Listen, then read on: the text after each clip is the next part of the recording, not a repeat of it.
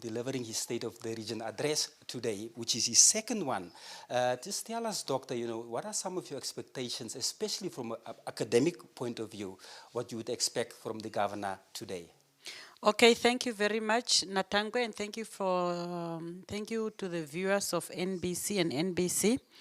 My expectation of academics is that the regional state of address of the Honorable Dawid Gertze, who is the current governor of Kharas region, is that he will provide highlights of activities and progress of key performance indicators across ministries, state-owned enterprises, agencies in Kharas region, especially in terms of service delivery outcomes. We are also anticipating that Governor will also highlight on key projects, those that have been completed, those that are underway, and those that set to commence. So in addition is that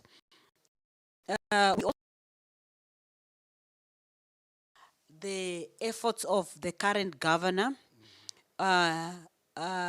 his alignment to the National Development Plan, particularly the priorities on agriculture, education, sports and creative industry, and all of which hold a significant potential for socio-economic advancement of the community in the region. Well, obviously, Doctor, as you know, despite the fact that the State of the Region address is taking place here in Keetmanshoop, and we have a lot of, some of the residents of Keetmanshoop in the Greater Kharas region that form part of this State of the Region address. But we know that in itself, it is a meeting that will be addressed by the governor towards the regional councillors. You touched on the importance of education. We know that UNAM is instrumental in terms of, ensuring, that people are getting that academic excellence.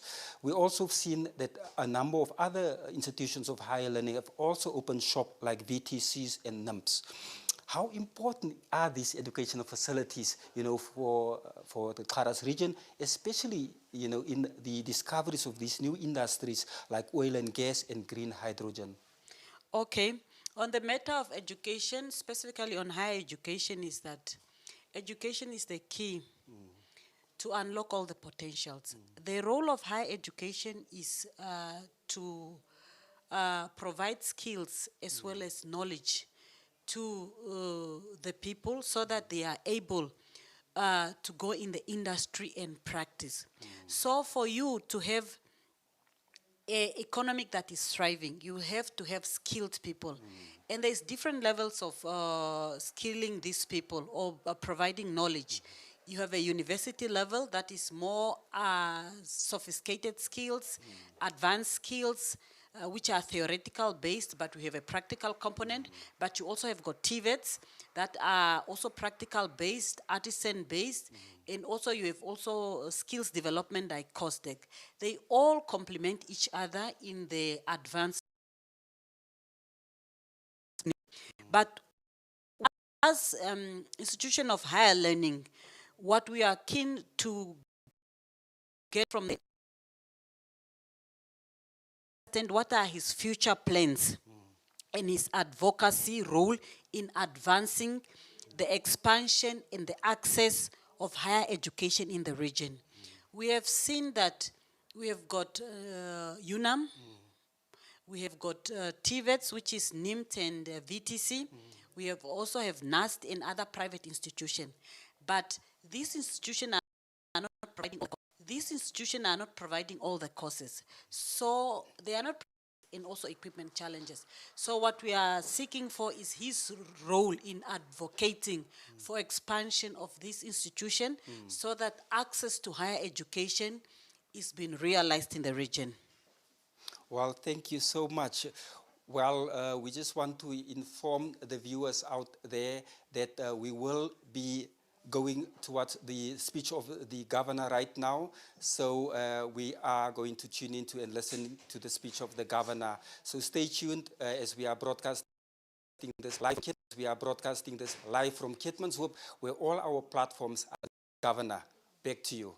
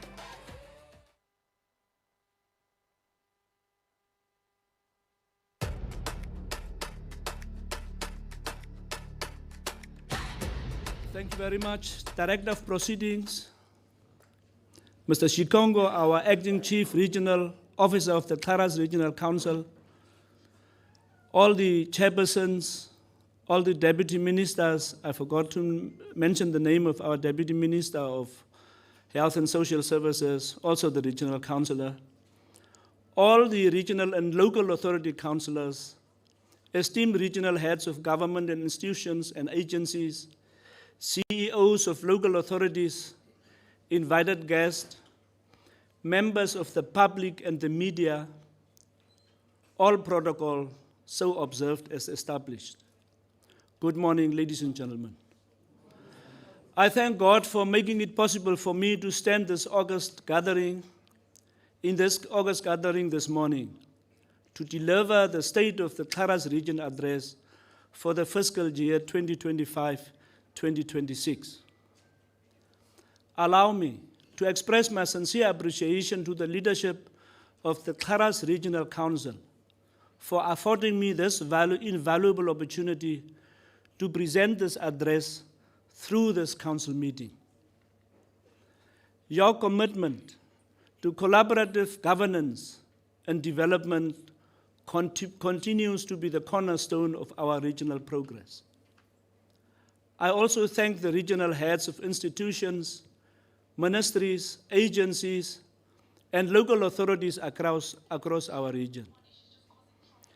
The comprehensive information you have provided has been instrumental in making this presentation not only possible, but meaningful and reflective of the true state of affairs in our beloved Kharas region. Economic progress in the Kharas region stands as a cornerstone of our regional development agenda, firmly aligned with national imperatives outlined in Vision 2030 and the 6th National Development Plan, NTP 6. The regional government remains instrumental in fostering inclusive growth by spearheading capital projects, delivering essential infrastructure, facilitating equitable access to land, and implementing targeted initiatives that enhance community livelihoods. The Kharas region's contribution to our national gross domestic product is a reflection of the industriousness of our companies and the strategic importance of our geographic positioning.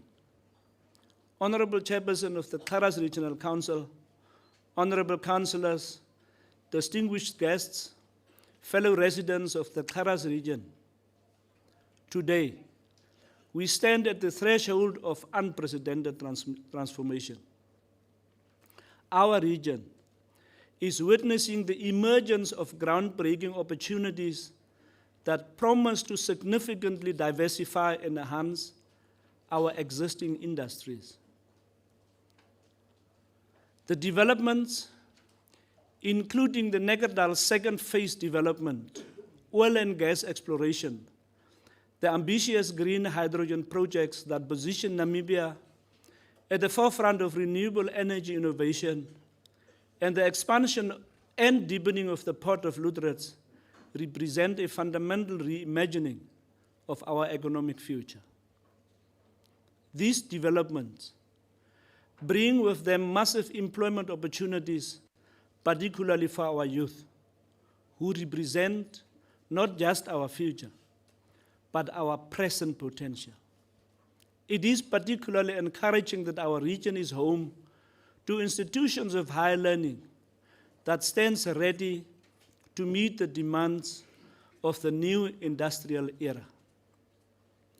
The University of Namibia Southern Campus, the Namibia University of Science and Technology, the Namibia Institute of Mining and Technology, the Keetmanshoop Vocational Training Center, and other educational institutions in our region are the incubators of skills, innovation, and expertise required to drive these emerging industries forward. I sincerely encourage our young people to capitalize on this rich educational environment at your doorstep. As I present a comprehensive overview of projects budgeted for the 2025-2026 fiscal year, it represents our collective commitment to improving lives, creating opportunities, and building a Kharas region that works for all its people.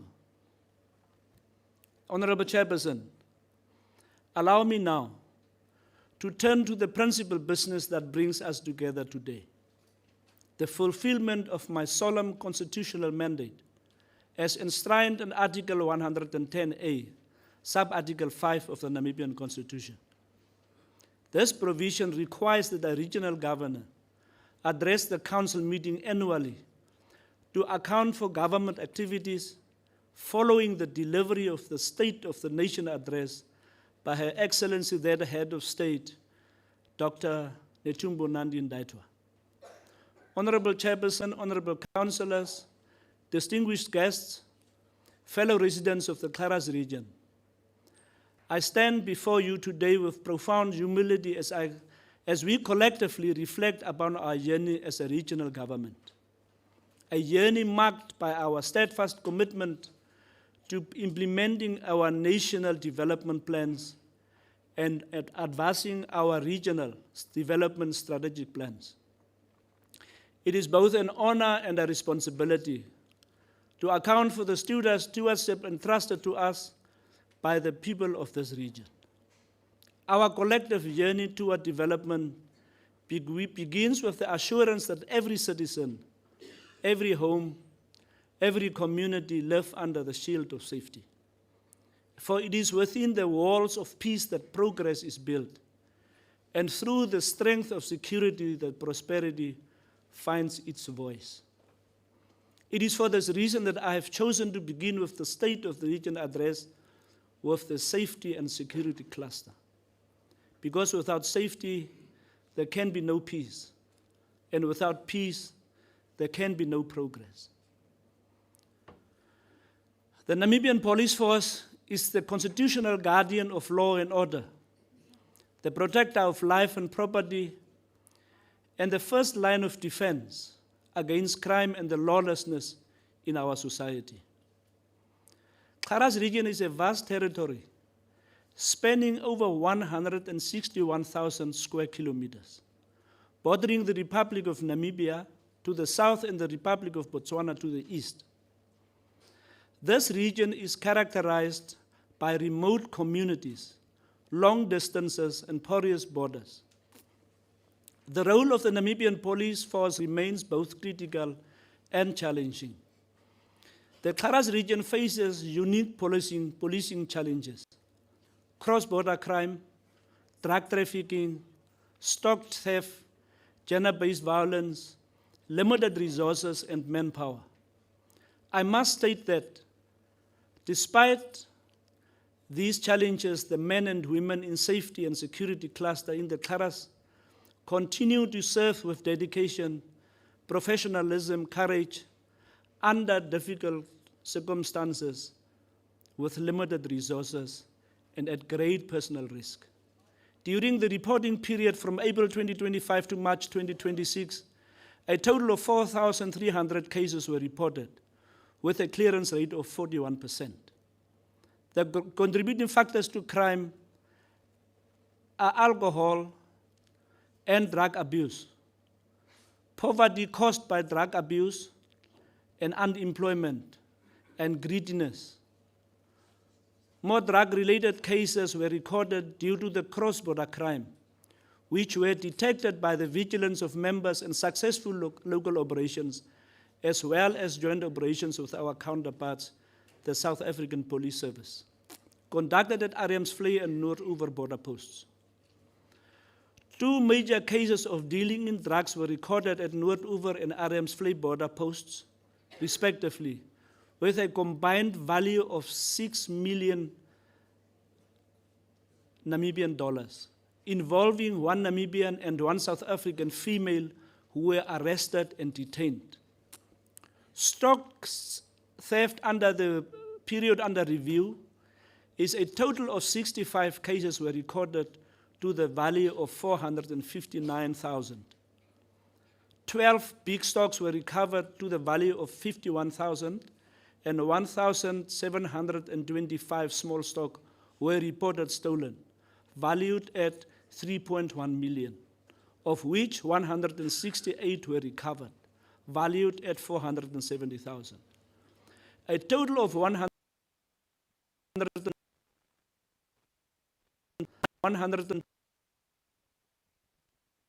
money laundering cases. A total of 37 cases has been reported and 6 arrests were executed. The total value of 1.9 million Namibian dollars were involved. The money was obtained in most cases through fraudulent activities. In safeguarding our region, the manning of all entry and exit points remain a critical priority. This measure is essential to curb cross-border crime and to protect our communities from the ripple effects of illicit activities along the southern frontier. Our law enforcement agencies continue to work in close collaboration with their counterparts in South Africa, strengthening joint operations and intelligence sharing in the fight against transnational crime. Regular border patrols are maintained along the Namibia-South African borders to secure both the internal stability of our region and the broader safety of our nation. The Namibian police force in Kharas has performed commendably during the said period, achieving a 41% clearance rate, securing major convictions in murder, rape, and drug trafficking cases. They have also recovered millions of dollars in stolen property and confiscated drugs. I urge the citizens of this region to support community policing initiatives, to strengthening partnerships between police and communities, and I commend Commissioner M.H. J. Katamila, the regional commander, and all members of the Namibian police force in Kharas region for their dedication, professionalism, and courage in the face of adversity. Honorable councillors, distinguished guests, fellow residents of our region, the Ministry of Home Affairs, Immigration, Safety and Security, also represented by the Deputy Minister this morning. Civil registration is the foundation of citizenship, and it is the gateway to our rights and the cornerstone of our national planning. Without it, our children cannot go to school. Our people cannot vote and open a bank account or secure their family's future. Now, the Directorate of Civil Registration in this region has made powerful strides in making these essential services accessible to all. Through access and consistent civil registration services, the region continues to restore dignity and legal identity to its residents, ensuring that every birth, marriage, and death is rightfully recorded, and that every citizen is recognized, visible, and protected under the law. Despite these achievements, a critical bottleneck still remains. 1,860 identity cards lie uncollected in our regional offices. An uncollected identity card is a wasted opportunity.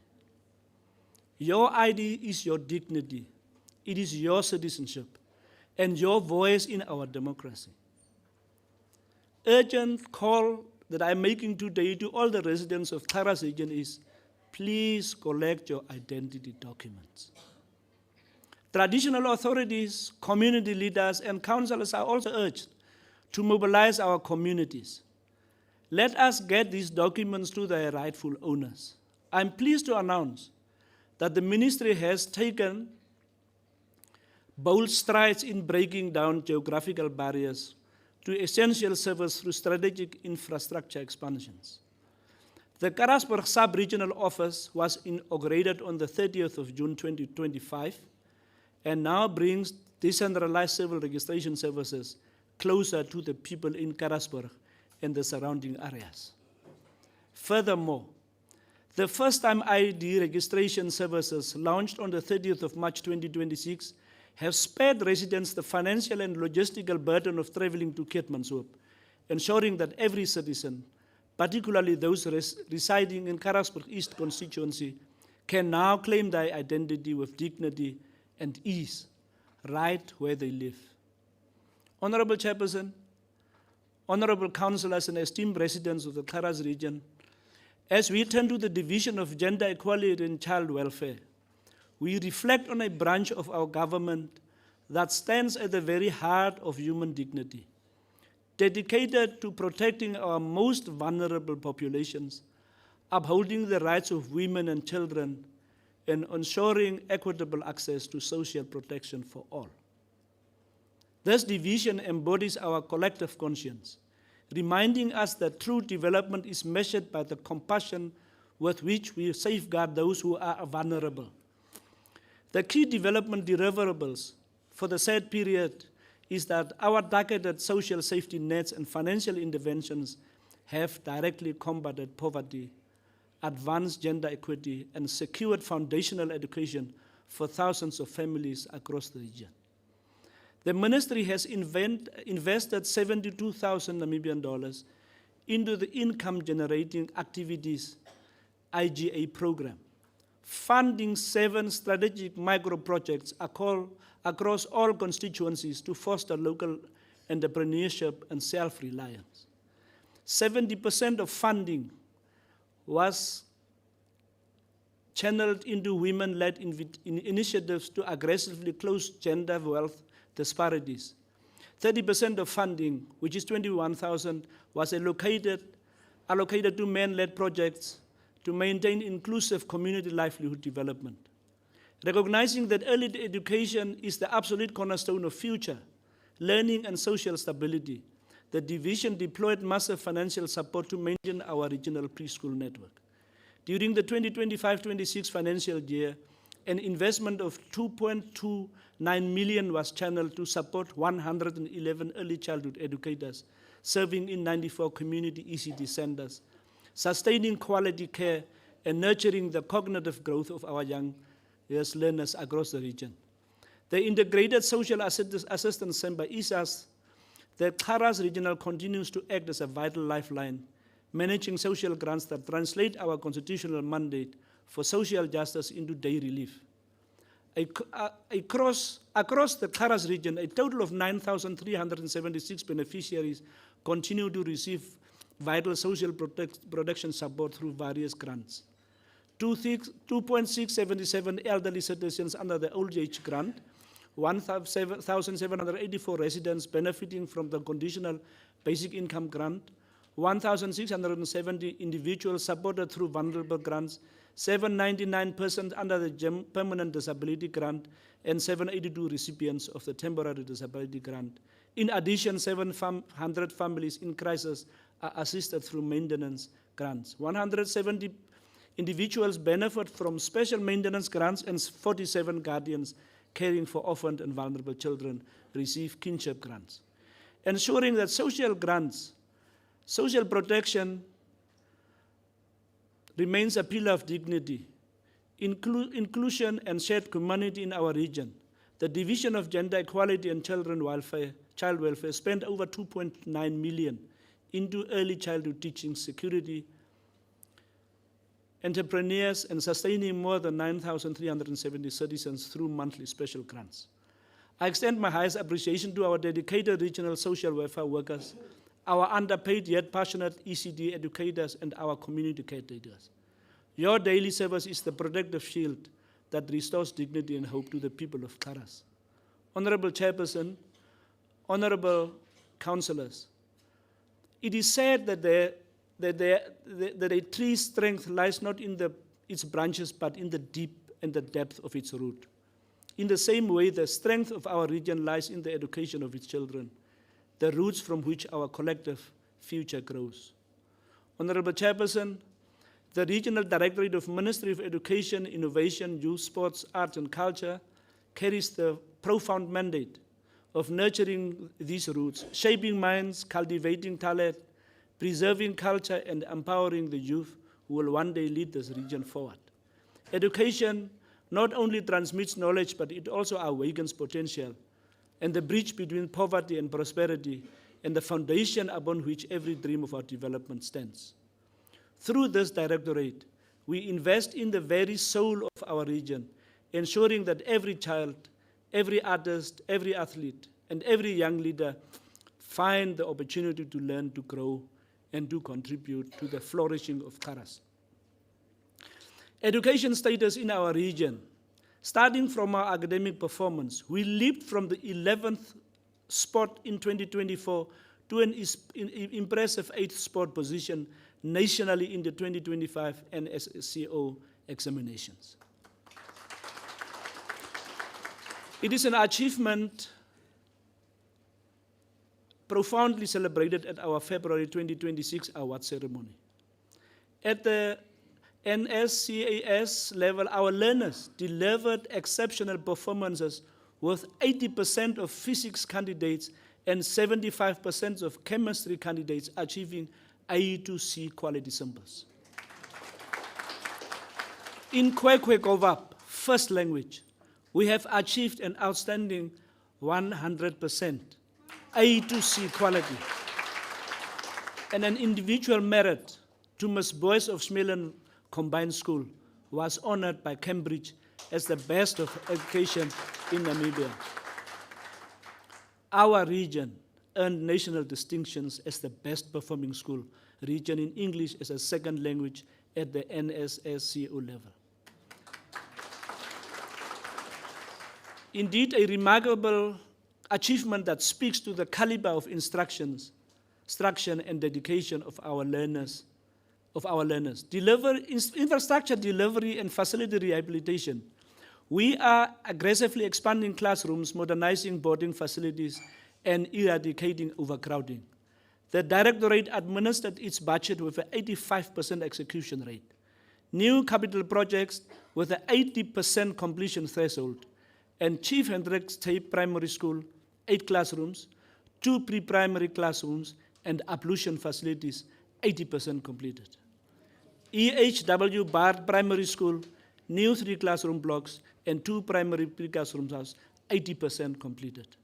Ambrosius Amotenya Primary, new campus, 6 classrooms, administrative block, science computer lab, and a library, 80% complete.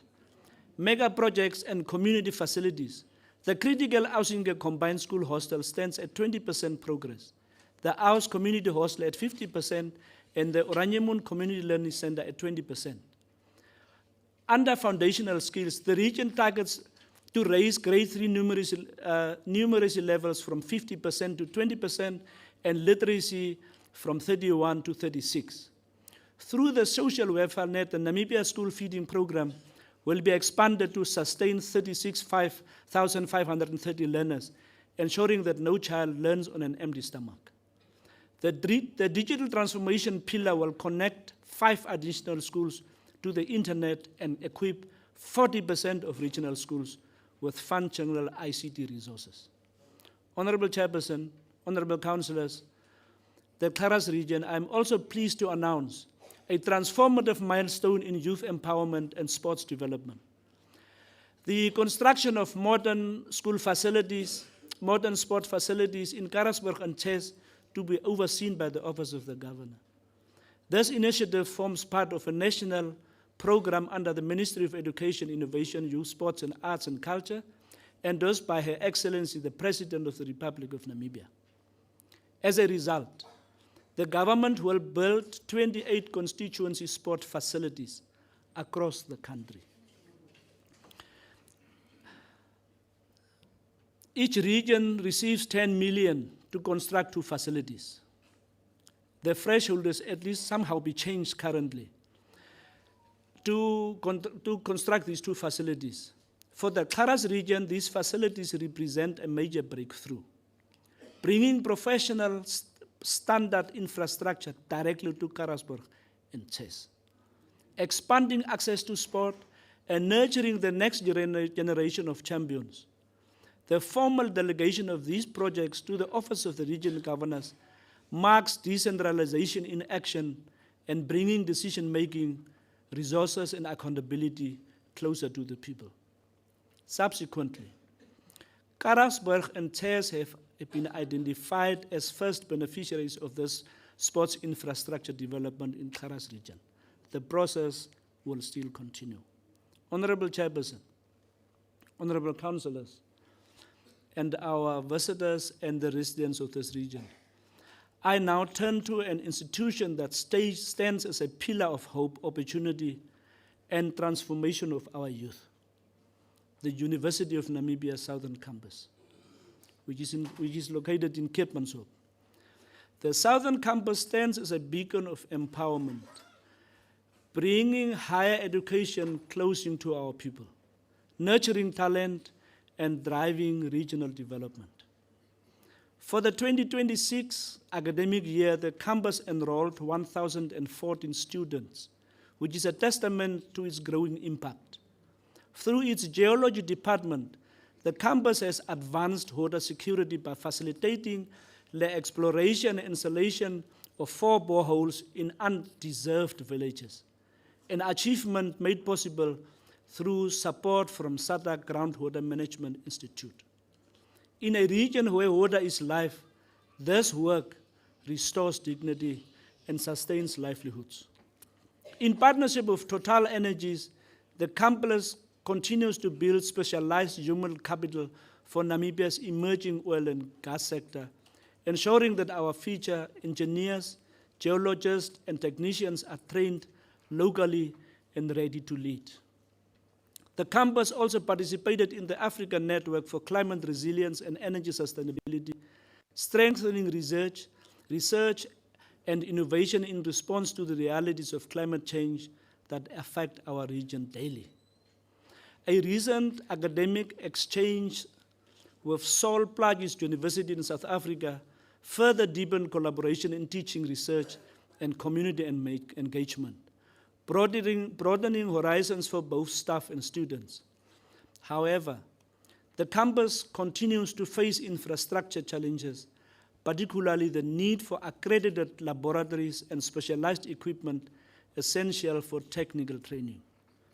To the leadership, faculty, and students of UNAM Southern Campus, thank you for your dedication.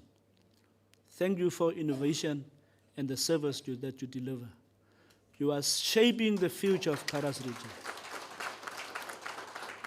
And you are proving that education remains the most powerful.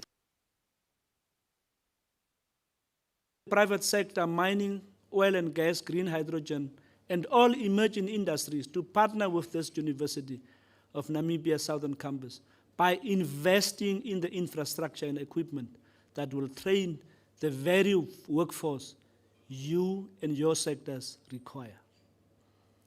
The UNAM Senior Southern Campus is a strategic asset for both the Kharas region and Namibia. Our youth deserve world-class education, and our industries demand world-class graduates. The campus has the vision, expertise, and commitment. All it now needs is the resources to match its potential. Let us invest in education, empower our youth, and secure the future of Kharas region through knowledge, innovation, and partnership. Honorable Chairperson, let me now turn to the Keetmanshoop Vocational Training Center, which is also a cornerstone of our skills development and youth empowerment in our region. Operating under the Namibian Training Authority, KVTC has been established to equip young Namibians with industry-relevant technical and vocational skills that drive employment, entrepreneurship, and economic growth. A defining milestone was the official inauguration of the center on the 19th of March 2026, indeed a moment that reaffirmed government's commitment to vocational education and the empowerment of our youth.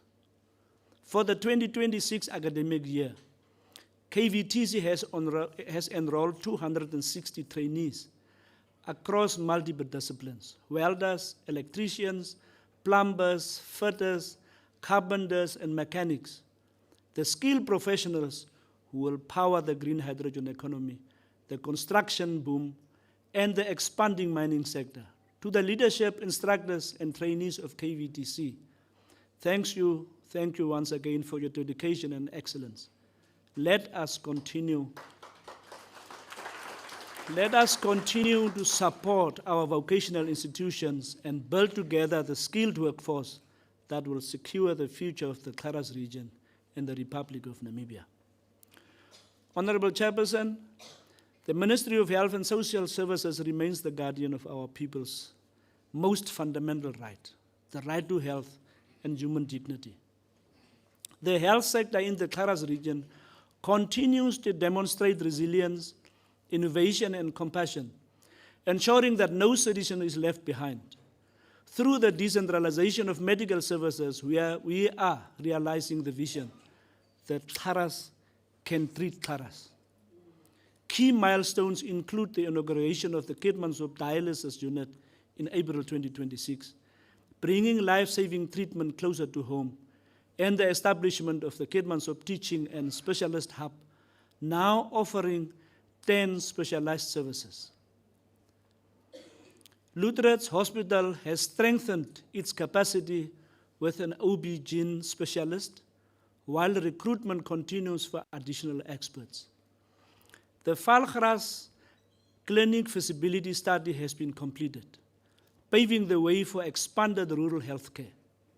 Under the Vision April 2026 initiative, launched by Her Excellency the President, Dr. Netumbo Nandi Ndaitwah, the Kharas was selected as a pilot region, and they received 1 million in medical equipment, furniture, and linen to enhance service delivery. Major infrastructure projects are nearing completion, including the pediatric ward renovation at Keetmanshoop District Hospital, 98% completed, and the emergency and main renovation project, and 94% also complete.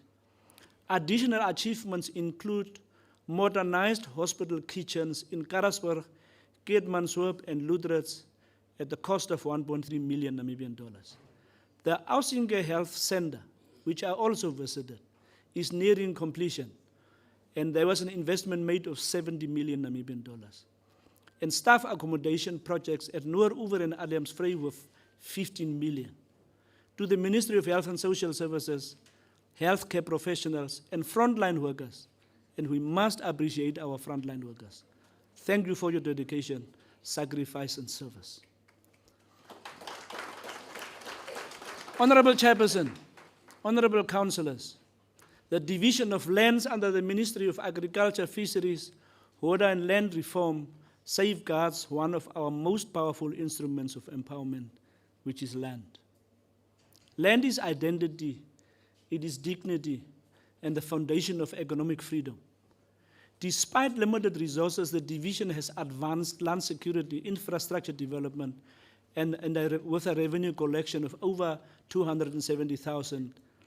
Over 270,000 was invested in 5 solar pump systems across key resettlement farms: Caboose, Uitskot, Melkbos, Tafelkop, and Ormansboom West, alongside a successful borehole at Swarthoek Unit C. A further 500,000 strengthened fencing infrastructure, ensuring productive and secure farming environments. Through firm governance, 57,000 in lease revenue were collected, while 3 non-performing farming units were withdrawn to uphold accountability. The Kharas Communal Land Board registered 170 customary land rights, 26 residential properties, including 24 from Nambe, where officially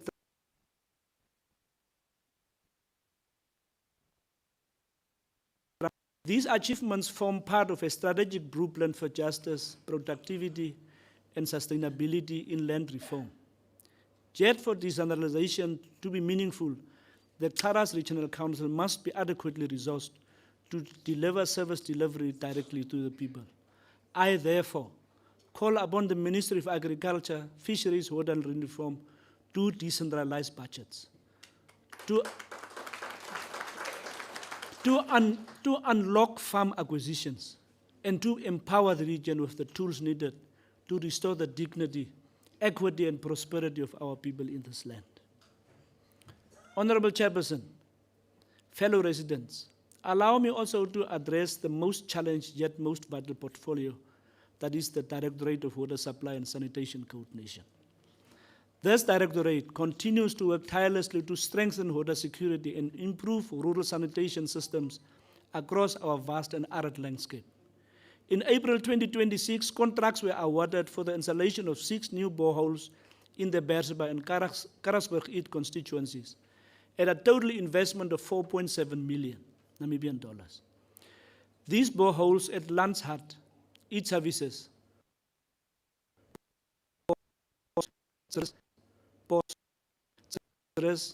Kleinvalgras, sets for drought-prone communities. In partnership with the Environmental Investment Fund, an additional 130,000 Namibian dollars was invested to rehabilitate critical water points at Lemundoreng and Legerlach in the Dryhoek area.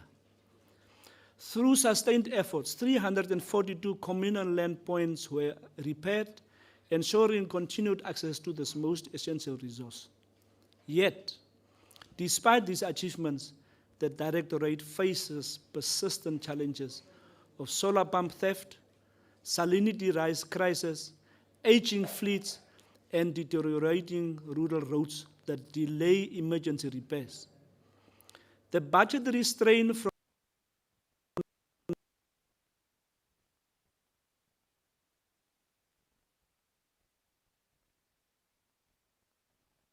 threaten the sustainability of our rural water services and call for an urgent coordinated structural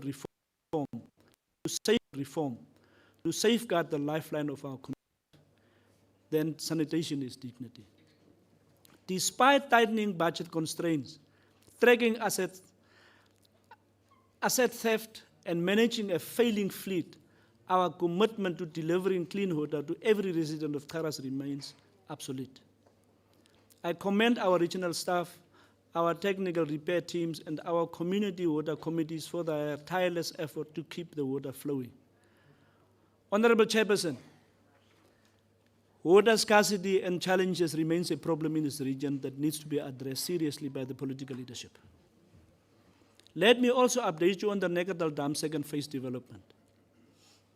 The Ministry of Agriculture, Fisheries, Water and Land Reform is advancing phase 2 of the Nekerdal irrigation scheme, a transformative initiative designed to unlock the full agricultural potential of land surrounding the Nekerdal Dam. Their strategic expansion aims to boost national food security, stimulate regional economic growth, and optimize resource utilization through modern irrigation systems.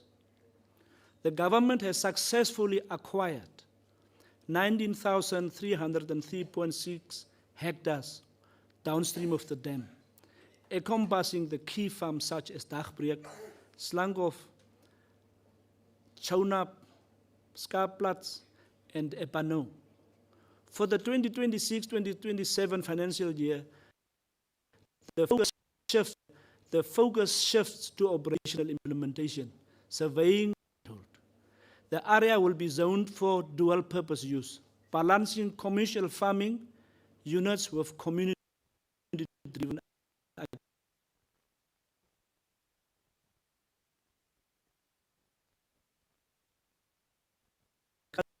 Regional Council Surveying Unit, marking a decisive step towards transforming Nekerdal into Namibia's premier agricultural growth corridor. This project represents a landmark investment in agricultural development, food security, and economic empowerment of our people. In this regard, an open public sensitization and consultative meeting will be held on the 23rd of June, next week, Tuesday, at 17 o'clock at Vieka River Hall in Tseplachte. All regional, and I'm calling on all the regional leaders, traditional authorities, community representatives, and residents to attend this meeting. We need to take charge of our own future, our own development. Don't leave it in the hands of other people and cry afterwards. Let us ensure that this transformative project is implemented responsibly to the benefit of the people of the regions, the indigenous as you call them. Let us benefit. And let us maximize benefits of our communities while addressing all concerns with transparency and care. Respected leadership and residents of Kharas region, please, let's stand up for our own future. The Road Fund Administration is established by Act 18 of 1999, and the RFA manages road users' charging systems to secure optimal funding for an equitable, safe, and economically efficient road sector. This includes vital contributory funding for road maintenance within local authorities and the regional council settlement areas. Financial allocations and alarming sub-expenditure while road maintenance drastically reduce vehicle operating costs and travel times. Our region faces a severe execution bottleneck. Execution bottleneck is our pain. The region achieved an overall expenditure rate of just 41.7%, spending over only 12 million. The Road Fund Administration, RFA, remains a vital partner in sustaining regional infrastructure through performance disparities and highlight the need for stronger accountability and timely procurement. Keetmanshoop municipality achieved full utilization of its 4.07 million allocated, while Oranjemund only reached 67.6%, and Kharas settlement recorded 57.2%. However, several local authorities, including Lutheran Karasburg and all village councils, spent none of their combined 11.4 million. It's worrisome. We are leading people. We are serving the interest of our people. And we who are accounted and held accountable for executing projects are not doing that. And then we keep the government responsible for our own flaws. That cannot continue any longer. Equally, only 60.7 of the 857,000 allocated for traffic law enforcement was utilized, leaving critical road safety interventions underfunded. On major infrastructure, the MR118 reconstruction between Rospina and Oranjemund, valued at 230 million, has reached 30% completion, employing 51 workers, over half of whom are local. Meanwhile, the Keetmanshoop Way Bridge, a 50 million investment, is now 100% complete. The RFA charts a forward-looking infrastructure pipeline to strengthen regional connectivity and trade. Key priorities include the rehabilitation of Trunk Road 1, Grunau to Keetmanshoop, the upgrading of Main Road 27, Keetmanshoop to Klein Manasseh, as I say, Arwab, then you will probably understand better, to fill bitumen standard, and the planned bitumen upgrade of District Road 212, Ausinge to Rospina, and a vital 88-kilometer economic corridor. The RFA continues to reinvest in communities through corporate social responsibility initiatives. These include educational support to EHW BART and Adamsvlei primary schools, cultural investment in the Lutheran Crayfish Festival, and critical staff and border infrastructure.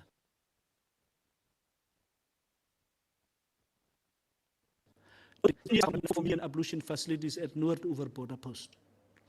RFA funding is available, but slack procurement processes in our municipalities and village councils are locking up millions of dollars that should be actively upgrading our roads. I call upon all underperforming local authorities to streamline their procurement management units immediately. We must ensure that allocated funds are translated into smooth, safe bitumen and interlocks. I commend the RFA, the Roads Authority, and our active project teams for laying the physical foundation for regional economic growth.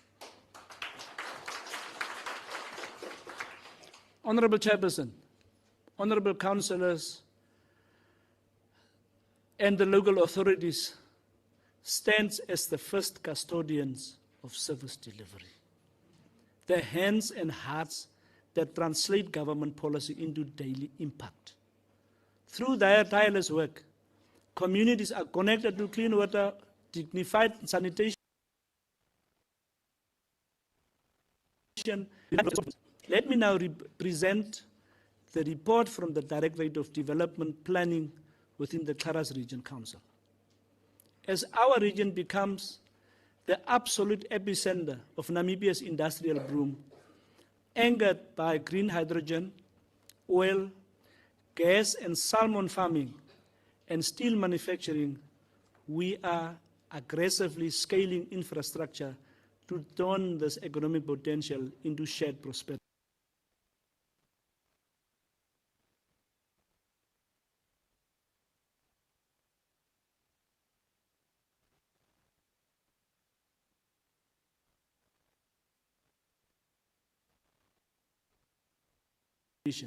With phase 1, upgrading water and electrical networks and servicing 361 urban, while phase 2 advances planning for 1,250 urban.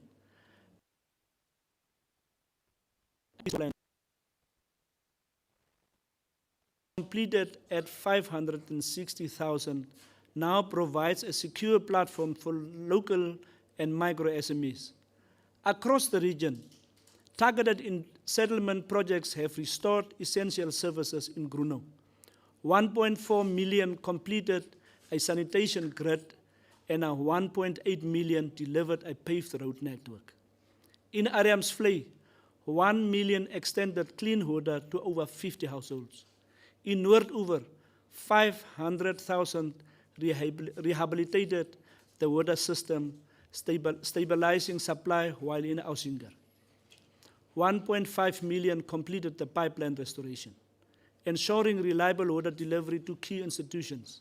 Additionally, 700 of 1,380 service plots have been released for formal lease, reinforcing sustainable settlement expansion and economic inclusion across Kharas. Under the bilateral integration framework, the Northern Cape Twinning Agreement continues to strengthen cross-border cooperation in trade, energy, and human capital. Through Sasol's Operation Daisy, the region anchors the 250 billion rand green hydrogen frontier, managed under a unified project, managed by management office as a sub-strategic integrated project. In logistics and tourism, border post upgrades, and the reopening of the Alexander Bay crossing advancing.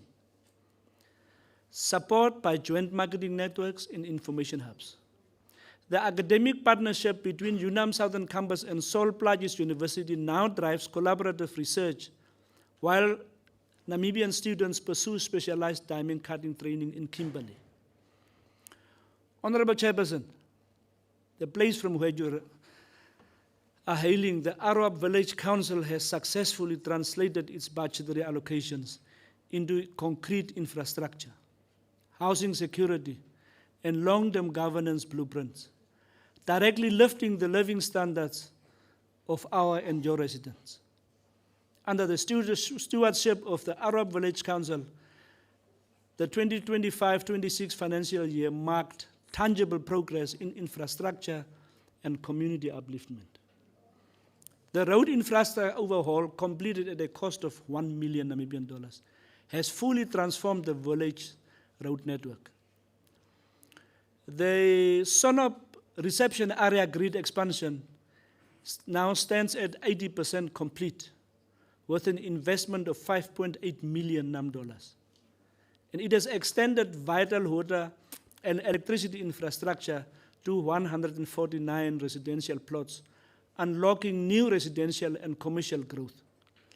Equally, the security initiatives, valued at 1.6 million and fully completed through joint funding of 800,000 from the Build Together program and 800,000 from the Development Trust Fund.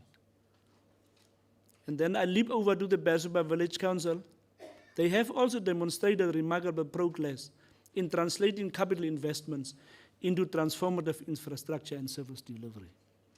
The historic urban expansion, completed at a cost of 1.4 million, delivered 1,370 urban master plan across 7 extensions, laying the foundation for Berseba's new town establishment.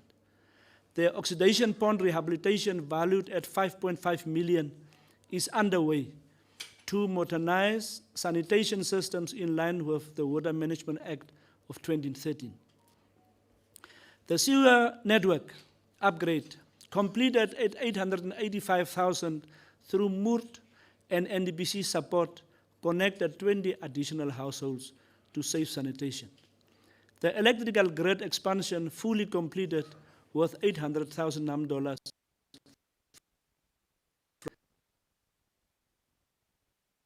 Lastly, the street paving maintenance, completed with a 940,000 from Road Fund Administration. It upgraded 300 meters of roadway to durable interlocking brick. A defining milestone for Berseba Village Council and the wider region is the official approval of the Berseba Chess Corridor under the medium-term expenditure framework, valued at approximately 122 million Namibian dollars. This transformative road tiering project will commence in the 2026-27 financial year, ushering in a new era of regional connectivity. Once completed, it will drastically reduce travel times, lower vehicle maintenance costs, and stimulate cross-communal trade, positioning Berseba as a strategic hub for commerce and mobility within the Kharas region. Honorable Chairperson,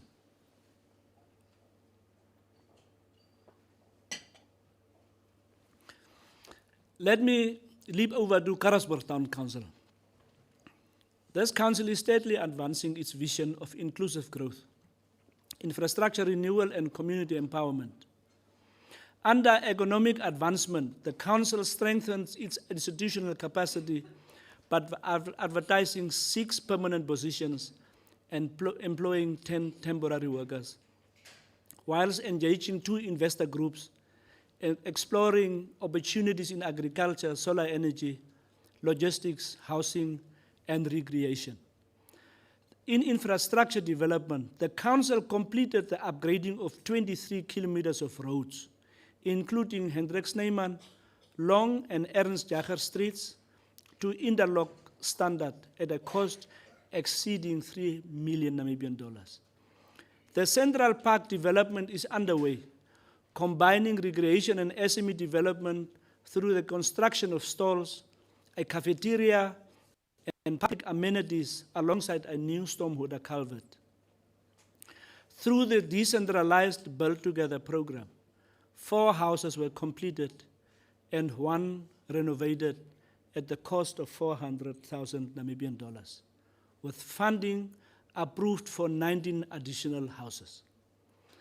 The Shack Dwellers Federation continues to transform lives, having completed 38 of 85 planned houses, with the remainder under construction.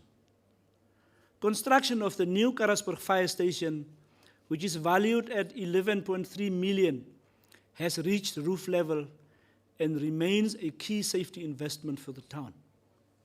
For the 2026-27 financial year, planned projects include the upgrading of the swimming pool, stormwater infrastructure, parking facilities, office construction, and electricity network assessment, supported by funding from the Ministry of Urban and Rural Development and the Road Fund Administration. In human capital development, the council renewed its twinning agreement with the city of Windhoek, promoting capacity building and knowledge exchange,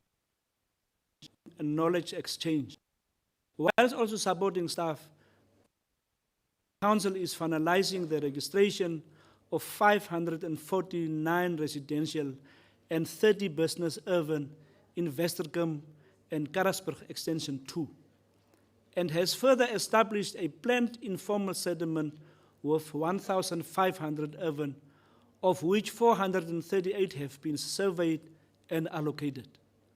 During the year 2025-26, the Lutheran Town Council, as we have arrived there, submitted a total budget request of 120 million to the Ministry of Urban and Rural Development. Of this amount, 4 million was allocated for capital projects and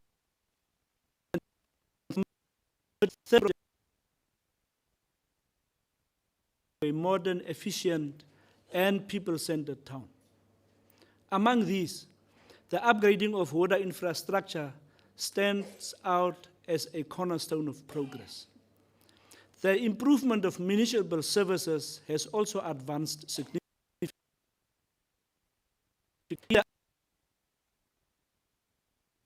The council undertook critical upgrades of the town's electrical network. Road infrastructure development has received focused attention, maintenance and rehabilitation works. As we look ahead, Lutheran stands poised to play a central role in Namibia's green hydrogen revolution, in port expansion, and in the diversification of our regional economy. The foundations laid today will define the prosperity of our tomorrow. So let us therefore continue to support the Lutheran Town Council in its mission to deliver quality services, create opportunities, and uplift the life of its residents. Towards the deep corner, the Oranjemund Towns Council, despite national fiscal constraints, has targeted over 100 million towards bulk utility grids, formal housing delivery, and economic diversification. In Extension 7, an investment of 25.5 million achieved full completion of the electrical grid, with civil works at 80%, unlocking 70 residential plots. In Extension 11, valued at 37 million NAM dollars and partially funded by Ministry of Urban and Rural Development, electrical substations are 100% complete, while bulk civil and water networks exceed 90% completion across 43 urban. The staff housing project, worth 10 million, is 70% complete, delivering 10 municipal accommodation units through a hybrid local contractor model. The Oranjemund Business Park Phase 3 stands at 2.2 million, has completed its structural development, delivering 7 business units with full utilities. Lastly, the new landfill site, valued at 1.6 million or 16 million, has finalized. Phase 1 and Phase 2 providing engineered access roads, fencing, site offices, and staff facilities, solidifying Oranjemund's foundation for sustainable urban growth. The Oranjemund Town Council continues to advance inclusive housing and environmental reform through a 6 million low-cost housing scheme in partnership with the Shack Dwellers Federation and Namibia Housing Group. 56 affordable homes have been delivered, with the final 3 units set for completion before August 2026. Let's go over to Gertze. The Gertze Village Council stands as a model of resilience, transforming limited resources in visible progress and institutional strength. Through a 2.1 million investment, the council fully completed road interlocking Phase 3 and 4, modernizing the village street network while employing 15 local workers and stimulating the local economy. However, a critical funding withdrawal has stalled essential water and administrative projects, leaving the portion 34, Extension 1, unserviced and without basic infrastructure. Honorable Chairperson,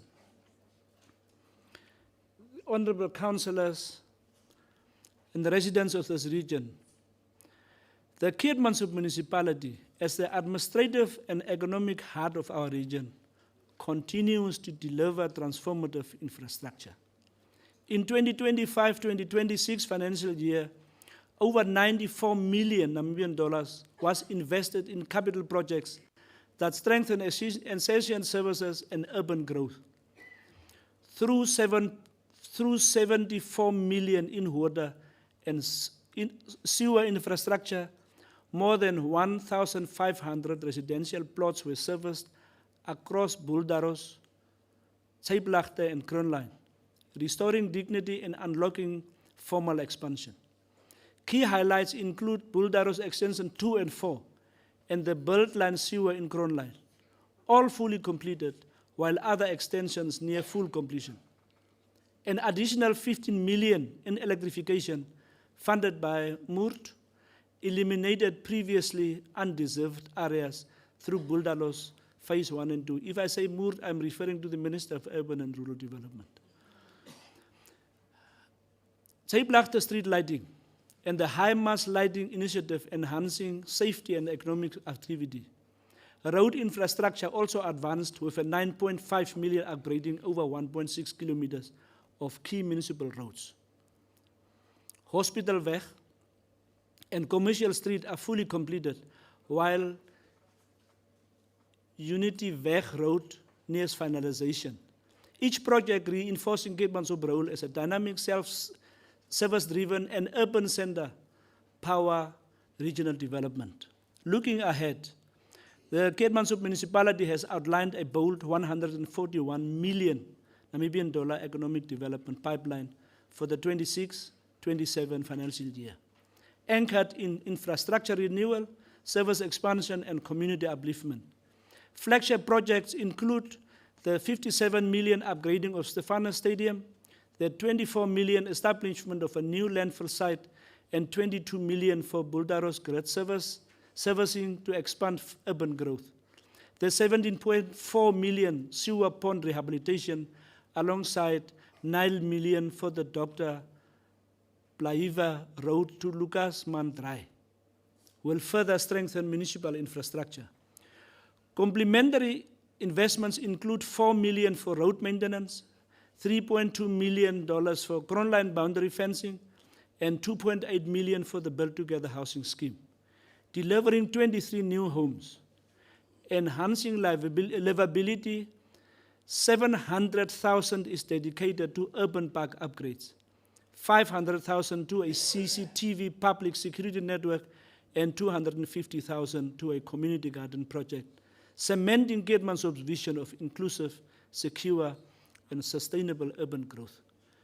The Keetmanshoop municipality is advancing a bold revenue modernization drive through the rollout of 4,720 smart prepaid water meters, fully funded by the Ministry of Urban Rural Development.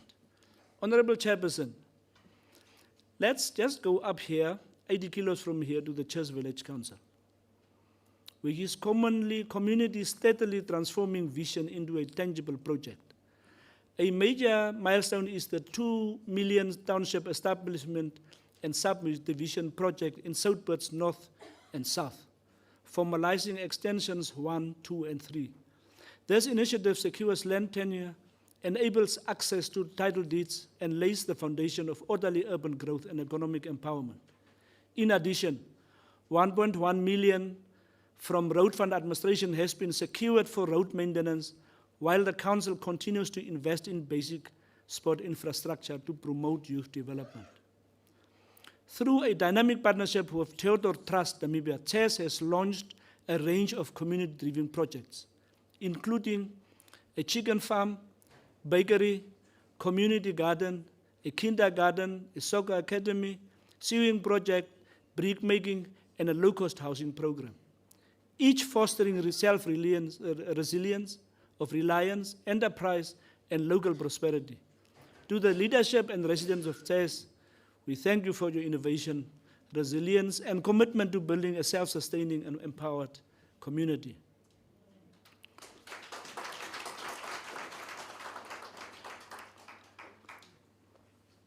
Honorable Chairperson, let me now turn to the matter that weighs heavily on my heart and defines my moral character of my office and our collective responsibility to the most vulnerable members of society.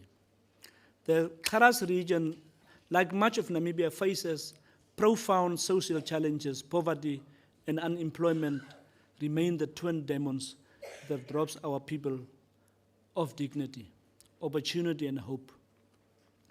Unemployment, particularly youth unemployment, is painful and destructive. It is a young graduate sitting at home with skills which are unused and dreams which are deferred. It is a parent unable to put food on the table and a family living in a shack without water or electricity. It is a child who cannot afford a school uniform or registration fees. Poverty is not a choice. It is a condition imposed by circumstances, by history, by inequality, and by the slow pace of economic transformation. Every day, the office of the governor witnessed the realities of hardship.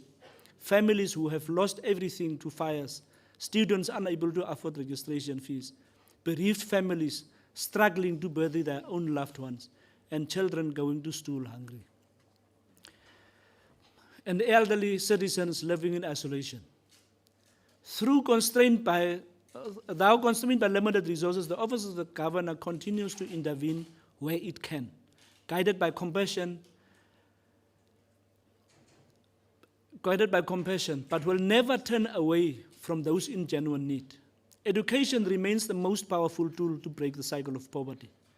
And through a memorandum of understanding with Rani Group companies, the governor's office has facilitated 100,000 Namibian dollars in educational support for disadvantaged students, an act of corporate generosity that opens doors and transforms lives. This partnership embodies the spirit of nation building through shared responsibility.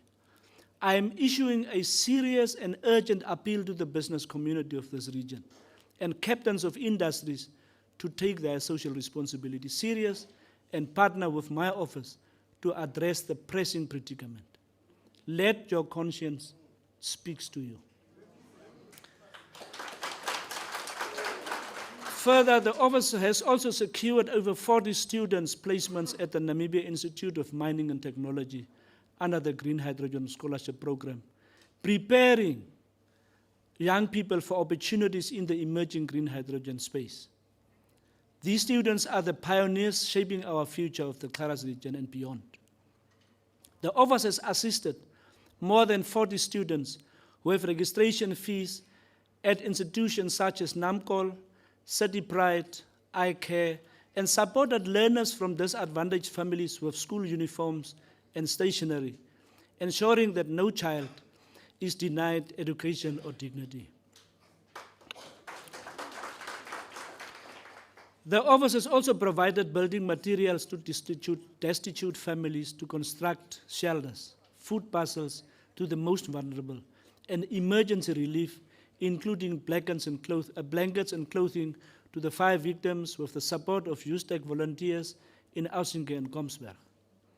In moments of grief, the office has extended burial assistance to families in distress. Yet, such support must remain a measure of compassion, not entitlement.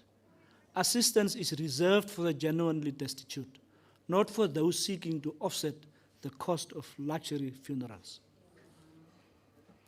Families are urged to invest in funeral policies, plan responsibly, and strengthen economic and community solidarity. Government cannot carry every burden alone. True dignity lies in shared responsibility, families supporting one another, communities standing together, and institutions working hand in hand to uplift the people of the Kharas region. Honorable Chairperson, I now present to you the green hydrogen development, one of the most transformative economic opportunities in the history of the Kharas region. The Hyphen Hydrogen Energy Project is developing one of the largest green hydrogen projects in the world in the Kharas region, harnessing our abundant solar and wind resources to produce green hydrogen for export and domestic use. Green hydrogen is the fuel of the future, a clean, renewable energy carrier that will power industries, transport systems, and economies across the globe of this world. transitions away from fossil fuels. Hyphen is expected to create approximately 15,000 jobs during the construction phase and roughly 3,000 permanent jobs during the operational phase. An estimated 50% to 60% of the construction demand will target TVET skilled segments, welders, electricians, plumbers, fitters, riggers, scaffolders, and other technical trades. Hyphen has secured 2 million euro in EU Global Gateway funding under the Ignite GH2 initiative to modernize public TVET infrastructure and deliver practical trades training and Q levels 3 to 6. They have also concluded a landmark memorandum of understanding with the Kharas Regional Council to collaborate and on regional socio-economic growth, skills development, and youth participation. Take serious. This MOU is historic. It represents a direct partnership between a major private sector investor and regional government to ensure that the benefits of this project flows directly to our people. Under this framework, the Keetmanshoop Vocational Training Center has been identified as a strategic regional hub to operationalize the provisions of the concluded MOU, ensure direct regional governance. A joint technical committee between Hyphen and Kharas Regional Council still needs to be formally established. This committee will oversee the localized rollout, coordination, and alignment of all remaining pillars under Schedule 5 of the Feasibility and Implementation Agreement. I call upon both Hyphen Hydrogen Energy, and the Kharas Regional Council to expedite the establishment of this joint technical committee, and also to ensure that the MOU translates into tangible action, measurable outcomes, and direct benefits of our communities in this region. The green hydrogen revolution is coming and it is here. The question is not whether we will be benefit. The question is how much we must benefit. And that depends on how ready we are. I commend Hyphen Hydrogen for their commitment to partnership, transparency, and socio-economic development. And I look forward to the full realization of this transformative project. Let us embrace these developments. Honorable Chairperson,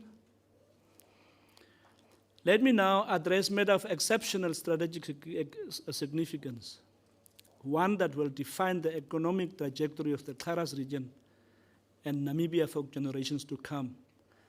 The proposed expansion of the port of Lüderitz, a potato if you will. The Namibia Ports Authority is our nation's gateway to global trade, managing and operating the commercial seaports of Walvis Bay and Lüderitz. For over a century, the port of Lüderitz has served as a vital maritime hub for our southern region, supporting fishing, mining, and general cargo operations. Today, however, the port of Lüderitz stands as a historic crossroads, poised to transform from a modest regional port into a world-class offshore oil and gas support hub that could unlock billions of dollars in economic activity and create thousands of jobs for our project. The number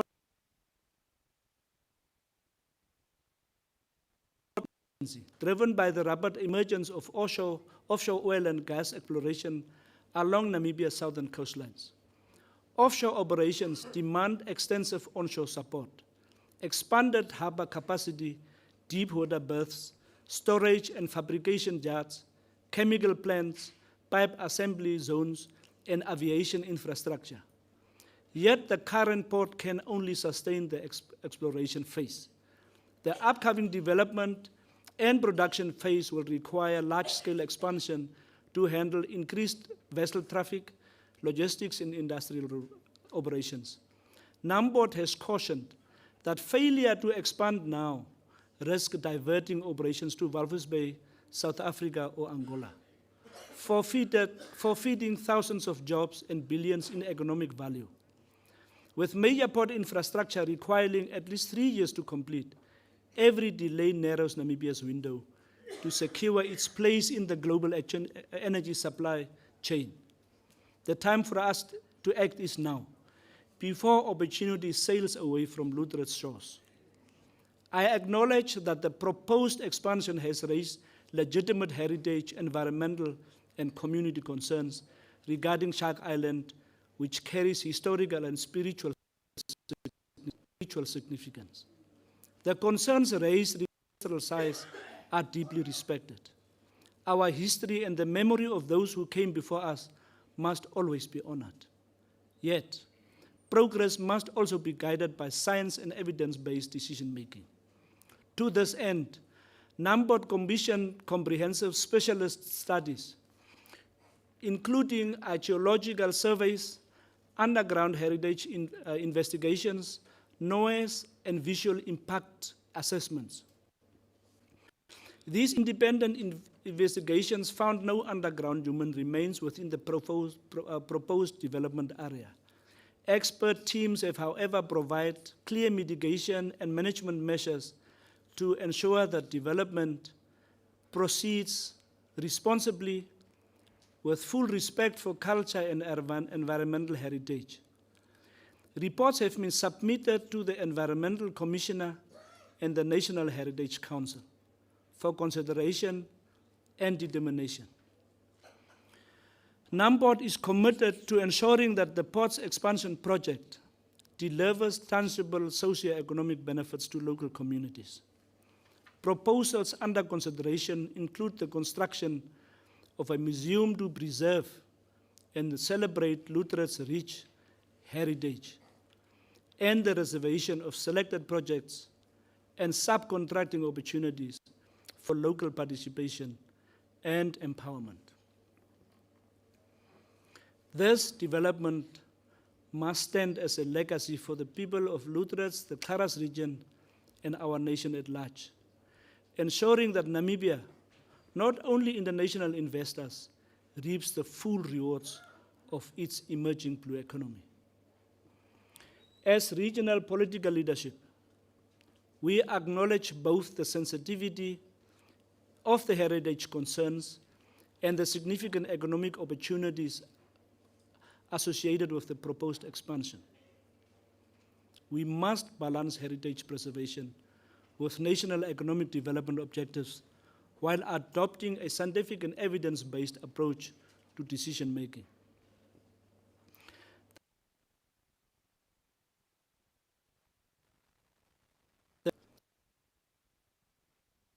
This expansion on the firm condition that it upholds scientific integrity, environmental responsibility, and community benefit must be addressed. Environmental safeguards must be enforced, and local communities must share meaningfully in the resulting jobs, business opportunities, and infrastructure. We cannot allow this historic opportunity to drift to South Africa or Angola, nor can we accept a future where our youth remains unemployed while prosperity passes our shores.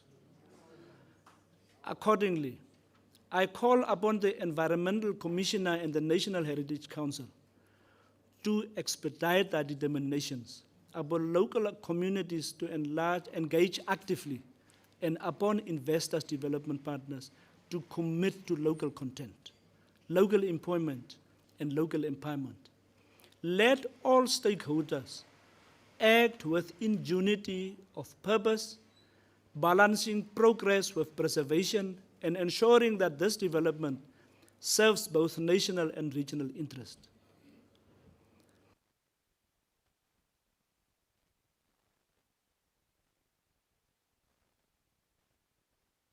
Scientific rigor in our decision-making, and with determination to seize this historic opportunity for the benefit of all Namibians. I'm very clear on that. Local content and respect for our identity, culture, and history must be taken to note.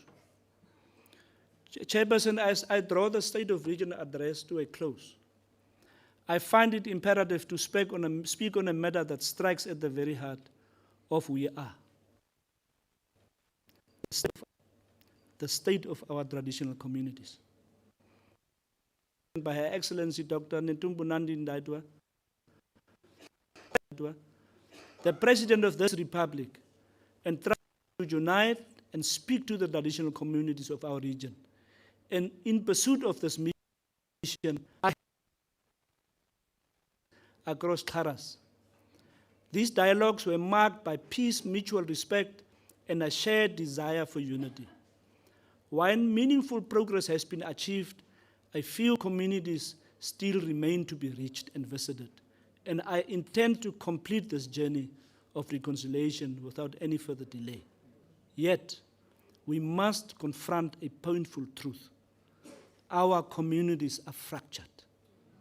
The very fabric of our heritage is being torn apart by leadership disputes and chieftainship rivalries that have sown division within families and that has weakened the bonds that once held us together. Even more distressing, scarce resources meant for development and empowerment are being drained by prolonged court battles. Resources that should be building schools, clinics, and livelihoods are instead funding conflict. My advice is, courts must be our last resort. I experience it, I know, and I'm saying it must be the last resort. Traditional disputes must be resolved within our communities through dialogue, wisdom, and a spirit of reconciliation, not through endless litigation. The government cannot be and should not be the arbiter of our tradition. While the world advances, we risk being left behind.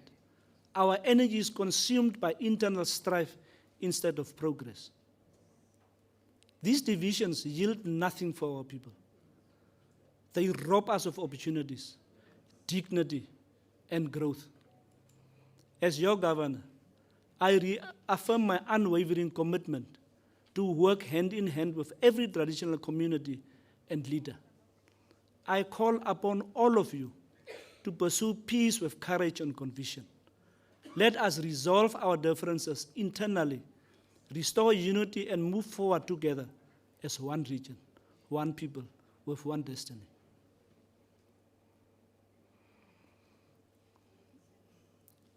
I will, with one destiny, like I said. Let us, as Kharas, sit together in a true peace and discuss in mutual respect our future.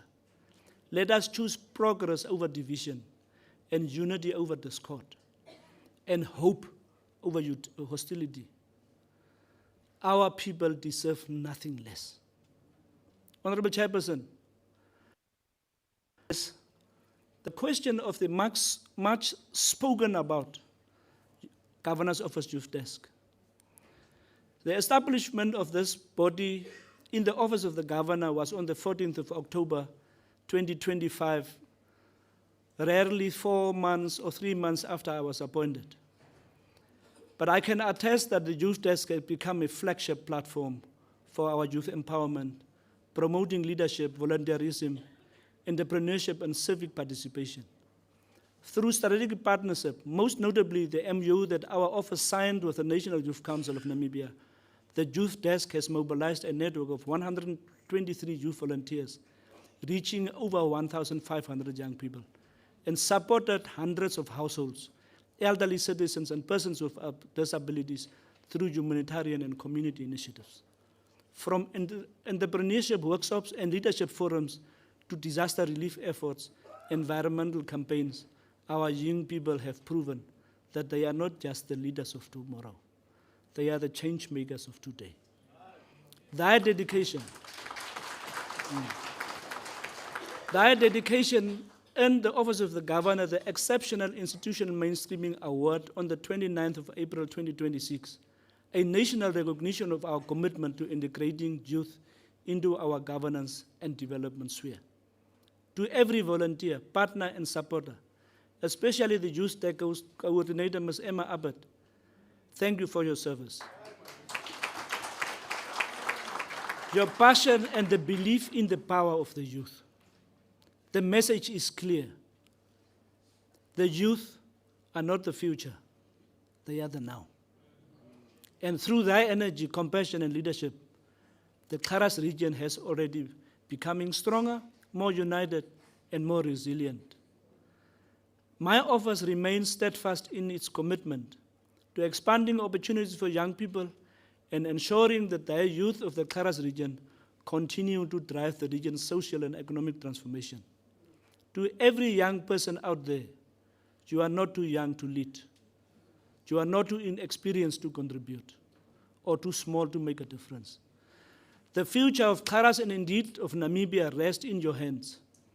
And judging by the achievements of the youth desk, the future shines bright.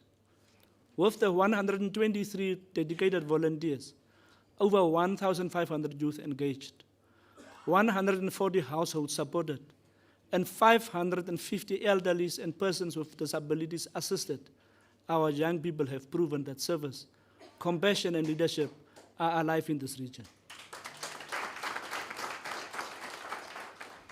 To the youth desk, its volunteers, and every young person who has stepped forward to serve, thank you.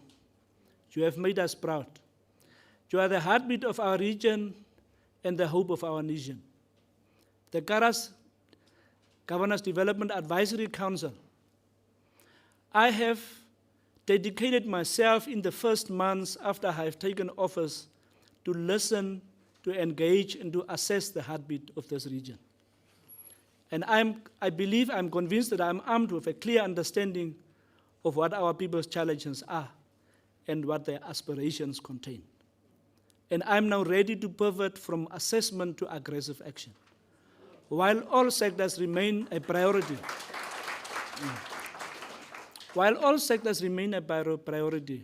my administration will be defined by three critical pillars: land reform,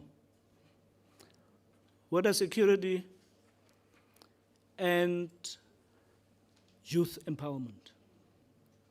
To ensure these goals are met with excellence, I will immediately after the SORA establish the Kharas Governors Development Advisory Council. I have already begun assembling a team of experts who have selflessly pledged their time and expertise on a voluntary pro bono basis. I'm going to organize them into a strategic development clusters, and this council will meet quarterly to drive accountability and progress. The objective is clear: to deliver. I'm energized by the work ahead and look forward to building a prosperous Kharas region. All I'm saying is that changes need to come. Before you see me leaving this office, I need to make sure that there is a legacy that is left behind. As I look forward towards our future, I see a region of boundless potential anchored by a new dawn of political maturity. The time has come for us to rise above the divisions of the past. And I envision a Kharas where politics stays firmly out of administration, in a region where governance is defined by merit, integrity, and an unwavering commitment to public service. We stand at a critical crossroads, and our path forward is clear. We pledged our absolute regional commitment to aggressively implement the 6th National Development Plan, and we will embrace progress not as a distant dream, but as an intimate duty, giving nothing less than our absolute best to this land we call home. Kharas is a region endowed with rich resources, incredible heritage, and resilient people, but our greatest wealth lies in our unity. Therefore, I call upon every single resident, from our traditional leaders and youth to our workers and entrepreneurs, to stand firmly with me. Please let us partner to change the face of this region. Please stand with me to transform the livelihoods of our families, ensuring that prosperity reaches every household from the Orange River to where our region ends, for the whole of Namibia included. Let us banish hopelessness. Let us silence division. And let us make Kharas great. And let us allow this beautiful region to thrive. The future belongs to all of us. And together we shall build in harmony peace and unstoppable progress. And as I go forward, may God bless the youth of Kharas, the residents of this region, Namibia as our country, and so I do thank you.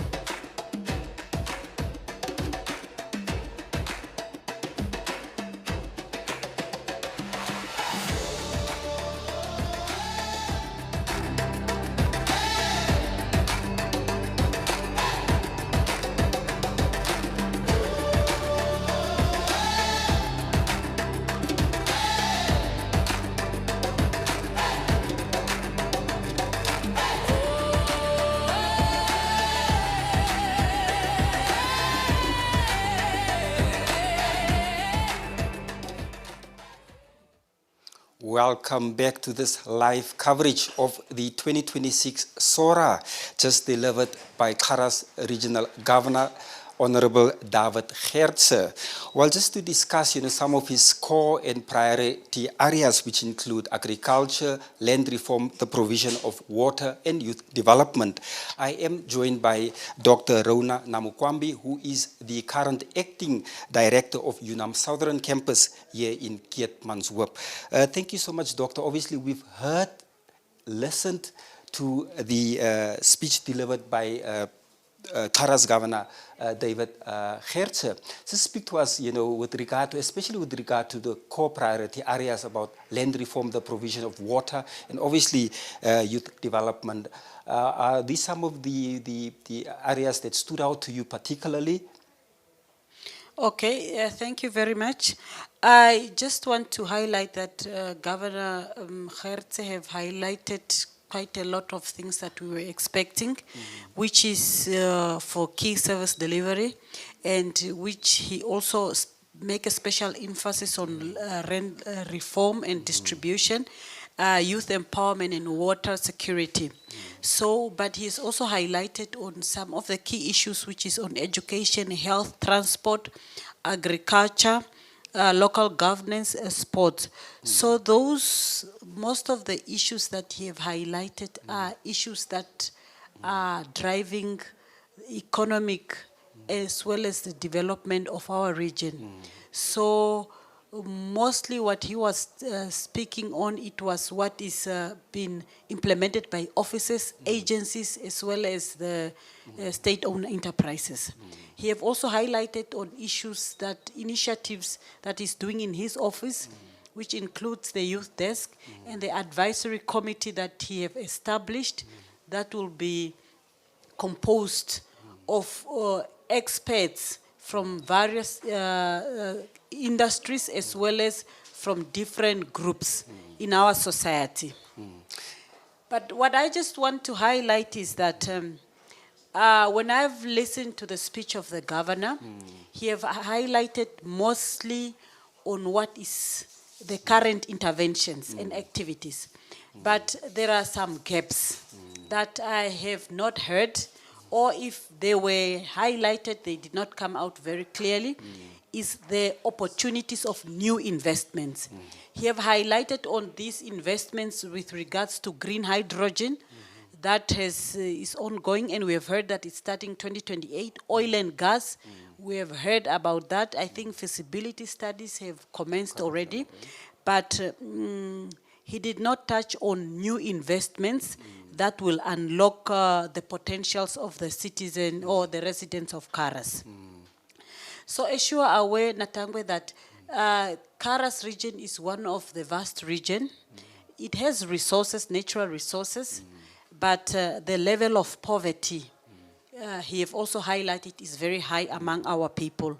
So the aim is to really get new investments, really huge investments, to invest in this region, to tap on these resources, and this will create employment. And once people are employed, then you have got less challenges in terms of social ills, as you have highlighted, high alcohol use and drug abuse. And also issues of funding of small and medium enterprises. I think this one should also be highlighted, or he also need to play an advocacy role so that he makes sure that the youths as well as the residents are access to proper funding or adequate funding. And I must also say that this funding must really be funding that is tailored towards the residents as well as the income. The models that have been used of funding, especially through banks and other entities, seems to be unsustainable because of high interest. So the residents cannot afford to pay their debt. So if there is maybe what we call loans that are having low interest, those ones will help the citizens in order, or the residents, to access funding and also create business opportunity for themselves and create employment for others also. And if we look at, just as you rightfully alluded to, one of the key things that the governor was also speaking about during his State of the Region address was the importance of the decentralization policies, because some of these activities that are currently happening with, whether it's government ministries or agencies, should they be decentralized, it will also speak to the needs of the communities that are on the grassroots. As we speak about agriculture and the importance of agriculture, we know that we do have the Neckartal Dam, and then that there are a lot of spin-offs that will be coming from there. Speak to us about the importance of agriculture and how the governor, and through his team, aims to implement some of these projects to ensure that there is development, especially in the front of food security and agriculture. I think let's start first with decentralization. The government has embarked on this decentralization, and it's a very big policy in the government. And also there's also a law that is governing decentralization, because this decentralization by delegation, but there's also decentralization with devolution also.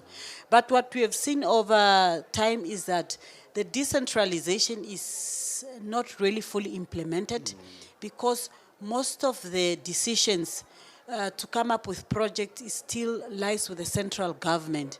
So mostly what happens in the region is more on implementation and is more on consultation. But if you look at different activities, people have already decided of what upon. So I think we need to improve to make sure that when it's decentralization, it must be fully decentralized. Yes, of course, we are a unitary state, but the decentralization component should also be very fully be implemented. Consultation, it should be a bottom-up approach. Also, in terms of agriculture, what we are saying with agriculture is that agriculture is a top priority in the current president's implementation of the NDP. So when we talk about agriculture, we are having two folds. Agriculture in terms of food security for us to eat and also to feed ourselves. But we also want agriculture in terms of job creation, where we are going to have a lot of young people and middle-aged people getting employment in the agricultural sector, and then we are going to be taking people out of poverty. And with these agriculture undertakings, we also want these undertakings so that the country is able to export. We know we are already exporting a lot of grapes, a lot of dates, and that is creating revenue. in terms also of Namibia is also benefiting at Namibian Revenue Agency. So if we go on the agricultural undertakings, expands in Nekata Dam, so we are going to be exporting, and when we are talking about exporting, we are also going to get more revenue. Government is able to get more money and fund the social aspect. Great, Dr. Arona. Obviously, it's not your first time that you've participated or been a guest or been invited to the SORA. If you look at, some of the role players and the stakeholders that turned up today, what is your impression with regard to some of the people that have turned out today? And do you feel that, that the message of the governor has gone through? I know that NBC, through its various platforms, is streaming this conversation that we are having through all our platforms. But your overall observation with regard to the people that participated during today's State of the Region address? I think over the past year, the political situation political situation in the region have been volatile, but I think it is beginning to stabilize. So I have seen the SORA this year; it is fully packed. All the regional councillors are there. As opposed to some previous year, you will see 1 or 2, 3, but the others are not coming, maybe because of various commitment. But what we are saying is that there is a high participation, especially of the regional council. As you are aware that the SORA is an agenda of regional council. So the councillors are in the forefront of this SORA because that is there. So the youth, the state-owned enterprise heads of industries are also present. So there is participation. So now, with this high participation of these key industries, we are just expecting implementation. But I must also say that for the governor to thrive, for the government to also implement, they need cooperation from all of us so that we can support in the implementation of NDP 6 and all the developmental agendas of this country. I thank you. Thank you so much, Dr. Rona. Unfortunately, we have run out of time. I know that there's so much that we can talk about because the governor touched on a number of developmental issues, especially that are happening in the Kharas region and what we can expect in the future. But thank you so much for availing your time. Thank you very much, too. Great. Well, that was Dr. Rauna Namukwambi, who is the acting director here at UNAM Southern Campus, just giving us her insight with regard to the just concluded State of the Region address by Governor Dawid Gertze. From us here, just stay tuned. We will be right back.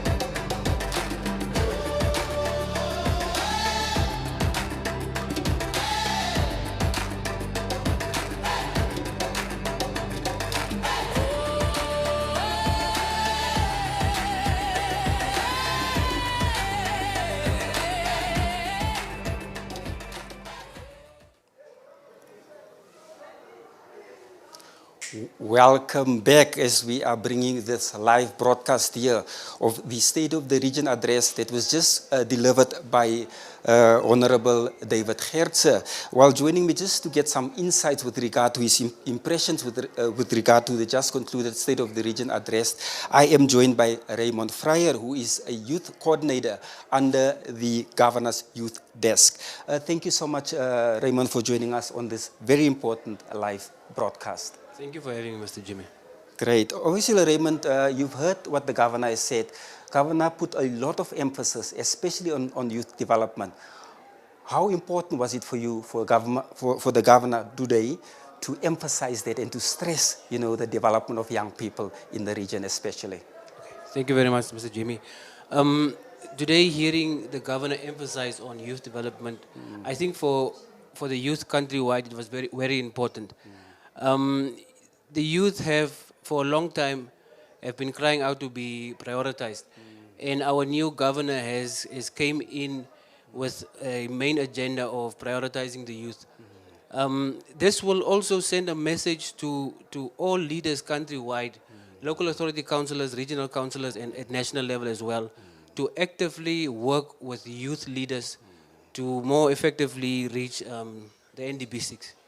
Great. One of the core things that the governor was also speaking about during his SORA was the importance of institutions of higher learning to absorb, especially young people that are unskilled. We've seen, that the governor, through your involvement as a member of the youth desk, we've seen that young people were able to register themselves for NIMP, for VTCs. Just speak to us about that process and what was the impression that you got from young people in terms of how they feel, how the process is. Yes, thank you. What we saw, starting with the process of addressing the issue of unemployment and youth not being able to study at tertiary institutions, is that our youth, they want to study, and the youth in the south, they are not lazy. So we need to look at the aspects that are hindering them from being accepted to these institutions, and we have started to address them. First of all, with the program of the Governor's Youth Desk, what we are doing is we are bringing back volunteering in the state, in the government space, and also this will allow youth to then, at the end of the tenure volunteering, they will then get a testimonial that will stipulate what they have bettered their skills in, the experience that they have gained, and this will then allow them to easily access tertiary institutions, and also when they apply for jobs, they will then already have experience.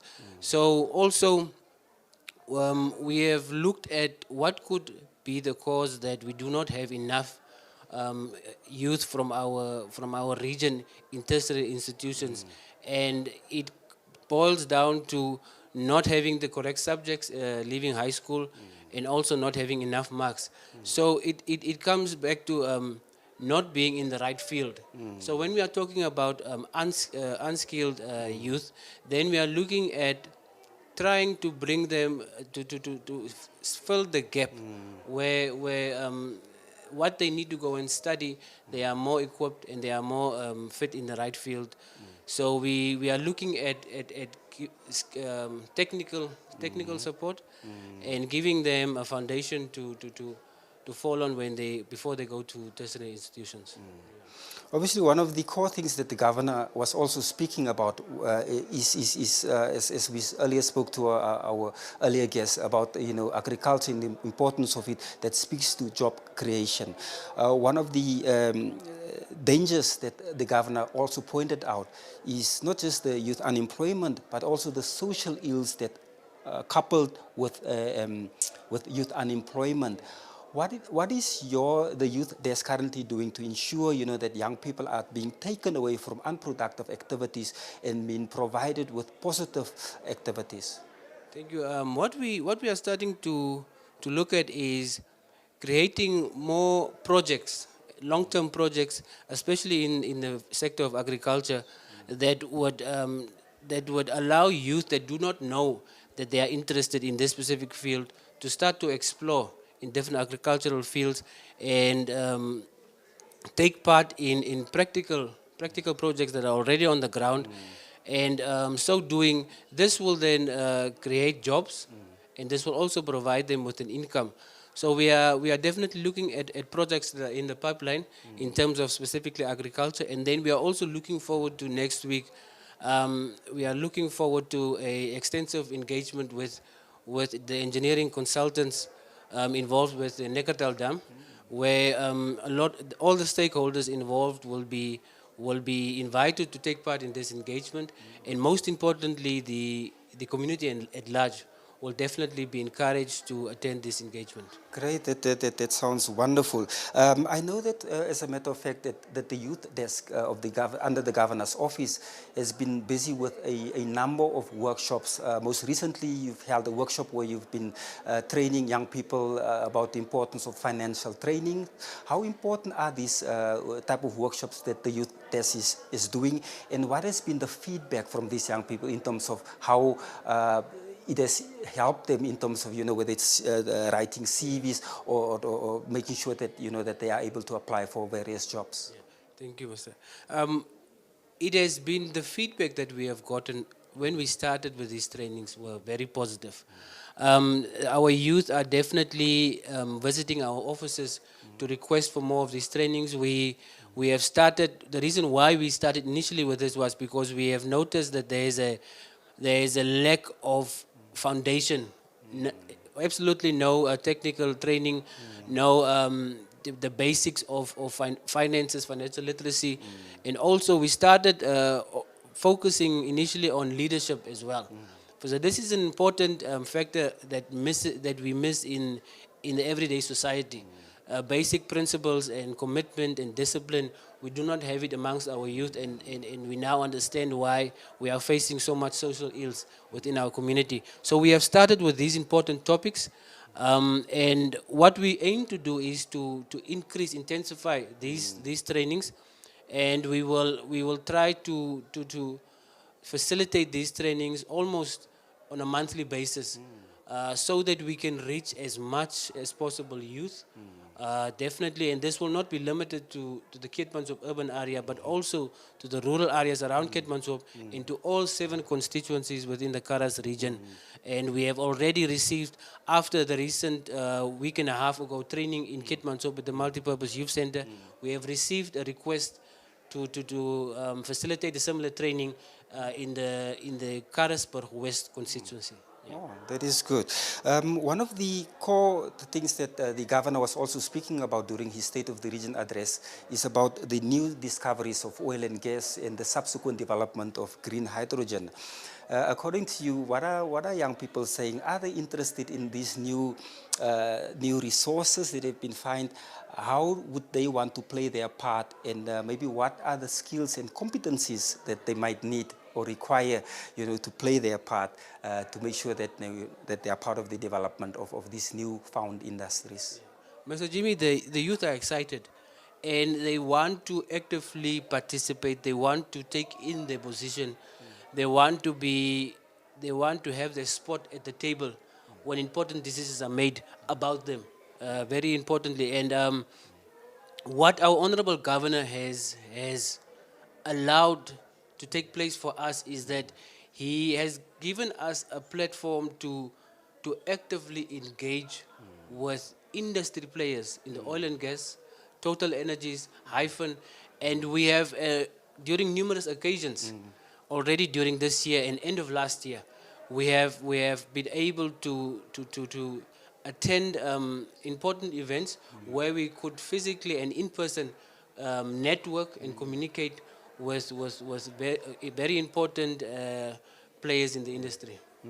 And maybe could you give us some examples, because I know for a matter of fact that a few months ago, Hyphen through the governor's office and spearheaded by the youth desk had various workshops or information sessions whereby young people were told about the importance of Hyphen and what it does, and how has the young people been welcoming such information sessions. Yeah, Mr. We have been able to, through a generous sponsorship by Hyphen, with learning material and also branded material, we could then facilitate a training after we came back from the genocide commemoration in Ludrets. We then had a training, and with the help of Hyphen, we could share information, and we could then distribute this material to over 30 participants during this training.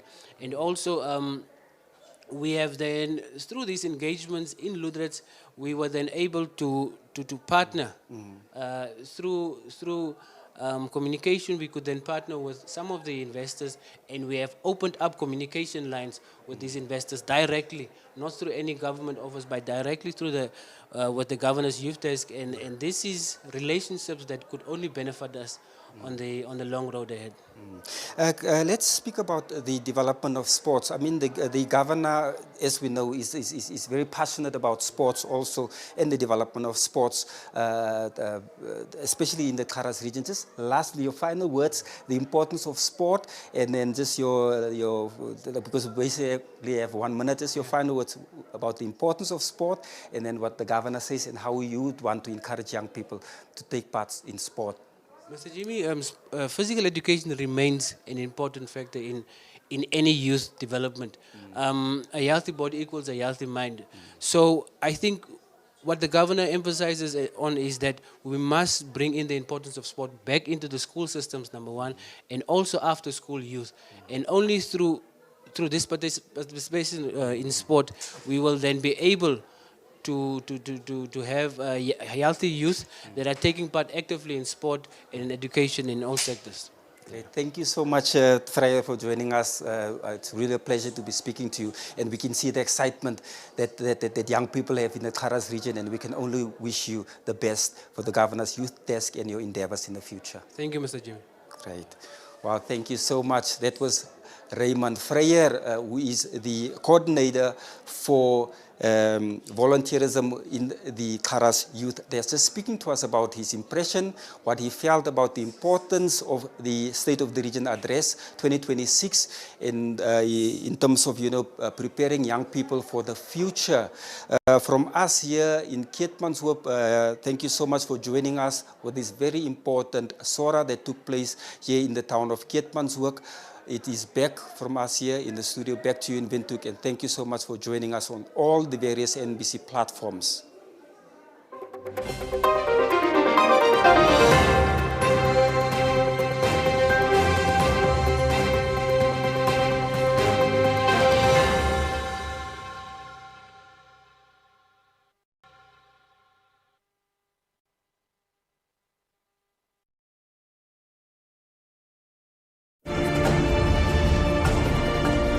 This is NBC One.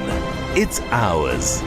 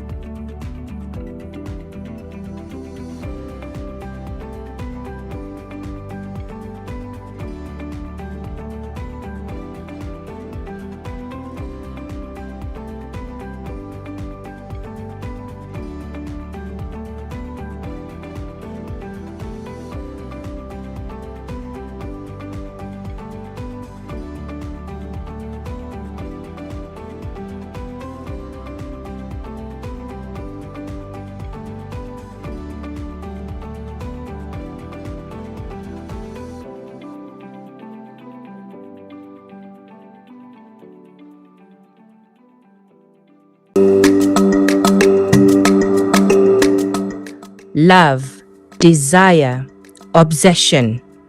Can a person really influence love and attraction? Or are relationship problems simply being blamed on something else? Join us for an eye-opening discussion on traditional beliefs and human behavior on Tupopiani as we take a closer look at the phenomenon everyone seems to be talking about, Kaya Mata. Only on NBC, your home channel.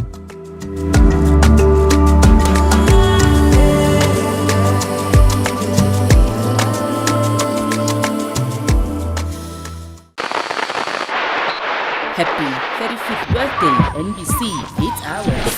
Every Every story starts somewhere. Ours began in 1991. From the very beginning, we have carried one clear purpose: to inform, to entertain, and to inspire. From our early analog days to the digital future, we continue to build. We have been part of Namibia's journey, traveling across the vast landscapes of our country, telling the stories that connect us. We have captured the moments that matter, the joy, the pain, the culture, the heritage, and the history of a brave and resilient people. Through it all, one truth has remained constant: it's ours. NBC has been the bridge between home and the world. Through our news, our programs, our voices, and our people, we bring the world closer to Namibia and take Namibia closer to the world. Everywhere, every day.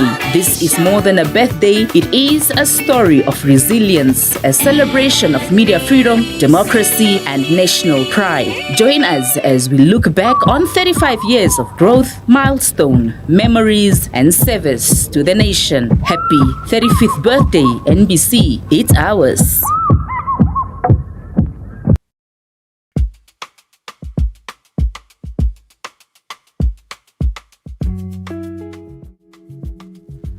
The independence, Namibia's independence celebration. I would say for me personally, Kasinga Day. For me, it would be, the two would be Heroes Day and the independence celebrations. Mostly Independence, 26th of August. Let me say political campaigns during elections. Do we associate with NBC coverage? The Namibian Annual Music Awards, gotta bring that back. We have Miss Namibia. We have the State of the Nation Address. We have the Namibian Annual Sports Awards, NASA. Amongst, you know, there's a lot. Football matches, the OBs. Those are the biggest ones for me, since I'm in the sports department. I think about the Kasinga, because they always broadcast Kasinga, yes. President's funerals. 2 presidents' funerals. The state funeral, the 2 state funeral that we had, the founding father and the former president, Dr. Hage. The independence, and mostly when we celebrate the national holidays like Kasinga Days, the state funerals. We even covered the state funerals of our 2 presidents, our founding father and Dr. Hakekengop. Yeah, obviously, because I'm from sports, I would say the COSAFA Championships, which we hosted in 2016. I would say one of the biggest events that we as sport have covered was Region 5. We were live on all 3 channels at the same time, plus social media. So we were live 4 times at the same time, which was the first time in history that ever happened. So, which was actually last year. So that was one of the biggest events that I can associate myself with in terms of NBC. Definitely Independence, Kasinga Massacre, Heroes Day. 35 years. Over the past 35 years, most of the national events were covered by us. All of them: Heroes Day, Independence Day, now recently the Genocide Day, May Day, you name it, we do it.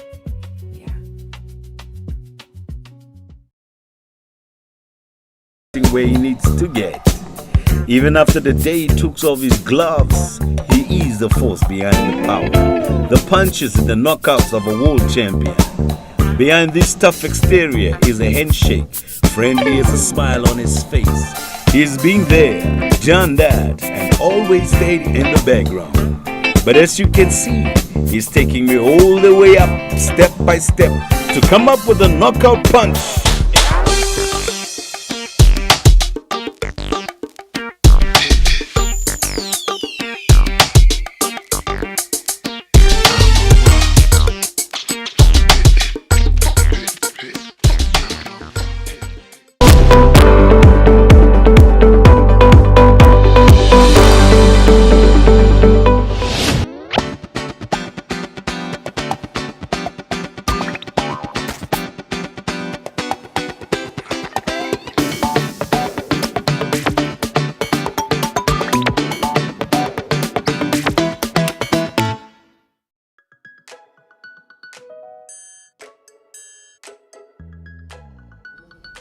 Hi kids, I'm Ziada Clerk, a social worker from Lifeline Childline, and today we are celebrating World Press Day, and I am joined here by my lovely panel. Hi guys, my name is Jodine. Hi guys, my name is Kingsley and I'm a true Namibian. Hello, my name is Kazaya. Hi guys, my name is Drew. Hello, my name is Lily and I love MDC. Alright, so what do you understand from World Press Day? Do any of you have an idea? I feel like World Press Day, I think it has to do something maybe with social media. Yes, yes. Like I've heard. Yeah, that's basically all. Okay, so it's something with social media. Anyone has anything else that they want to add? Nothing. Okay, so Lily was very close, yes.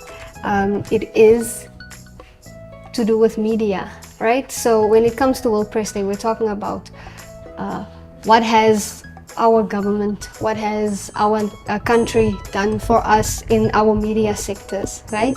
And when it comes to sharing media.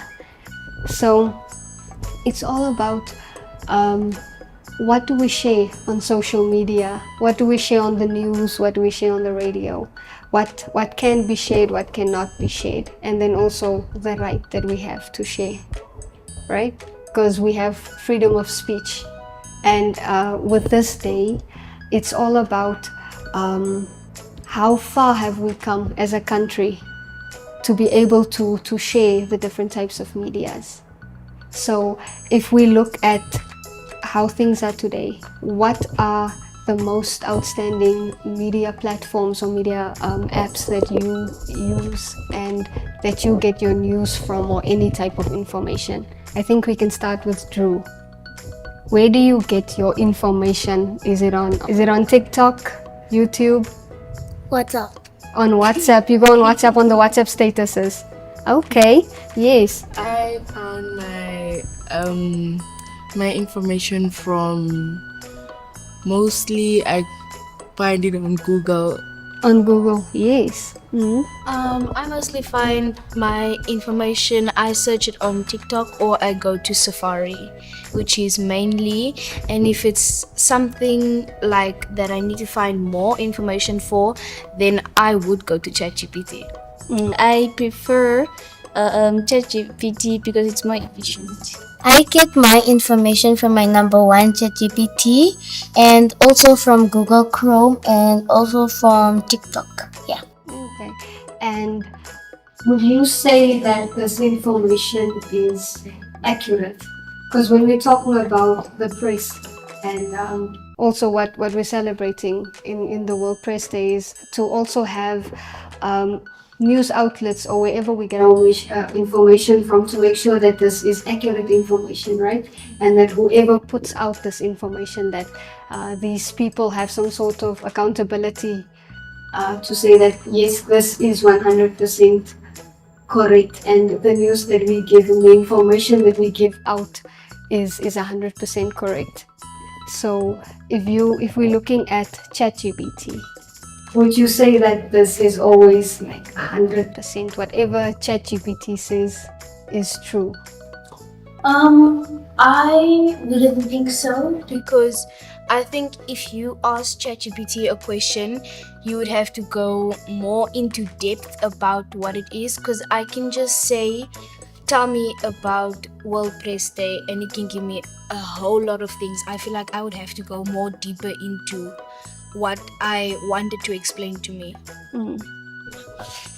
I feel like ChatGPT doesn't always give the correct information, because like it doesn't give me, like, let's say for example for schoolwork, it doesn't give me what I'm learning about. It gives me other answers that I don't even know about it really. So I really also, like Kazaya said, I have to go in depth with what I want to know about. Yeah. I feel like ChatGPT doesn't give us the correct information that we need, because for example, I search about something that I learned about school, and what it gives me is not like what I learned about, and when I write it down and then I go to school, it'll be like I got everything wrong and I just have to use something that I was given, like my school textbook. Yeah. So it's not always everything that we have to or that we should believe when it comes to information that's shared online, because you never know which news is correct and which is not. So if we are looking at trying to find information and news that we can trust, where would we usually go? Whose news would you trust? Let me start with Jodine. For me, honestly, I would actually try to first seek information on ChatGPT. If it doesn't give me the accurate information I need, I'd rather go to my older sister, because she's actually always up to date on everything. And she's the one that mostly watches MBC and everything. Yeah. I would mostly go to the news if I want to know about information, especially if it's happening in my country. Or if I don't really understand what they're saying there, I'll go to Google and search about it and get more information there. Okay, so when you say going to the news, what are we talking about? Which type of media would you be using to access the news? Would it be on television? Would it be on radio? On social medias? Oh, on television. On television. Yeah, mostly on the television. Okay. Kazaya? Firstly, I would go to the news on my phone, because maybe I'm not around the television if I have that time. Or if I'm in the car, I'll maybe go to a specific radio that I want to listen to that I know. Or maybe I'll Google what radio would be speaking about the topic that I want to know about. I feel like the best opportunity to go to, I can first go to Google. If it doesn't give me the specific answer I'll go to my school textbook and get most of the answers from there that I would need for my task I was given at school, or something that I need to do, and I will mostly go to my textbook, because I feel like my textbook has more information that I need than all the Instagram, all the social media. I feel like my textbook will be the one that gives me most of the answers. Okay, and Drew, do you feel the same? Do you use your textbook, or do you use the cell phone if you want to look for information? I use the cell phone. You use the cell phone. What app do you use on the cell phone if you're looking for information? I use Google mostly. You use Google mostly. Okay. With the press and World Press Day, why we're celebrating is just so that we can recognize and acknowledge the journalists that make sure that we have information that's accurate, so that we don't have any false information, right? Because if everyone just believes everything that's said, it would make everything just hectic, right? When you say no, but the news said this and the news said that. So it's just to have that platform to say thank you to all the journalists that make sure that everything that's given to us is accurate information. So before we wrap this up, I'd like to ask a question, and we're gonna go in rounds. So how do we feel about the media and the press, and what do we appreciate about it? So Drew, what do you appreciate? I appreciate Google because it helps me with my school information. It helps you with the school information. Yes. I appreciate YouTube because it teaches me a lot about information that I need to know, and I also appreciate TikTok because I get to learn new dance moves.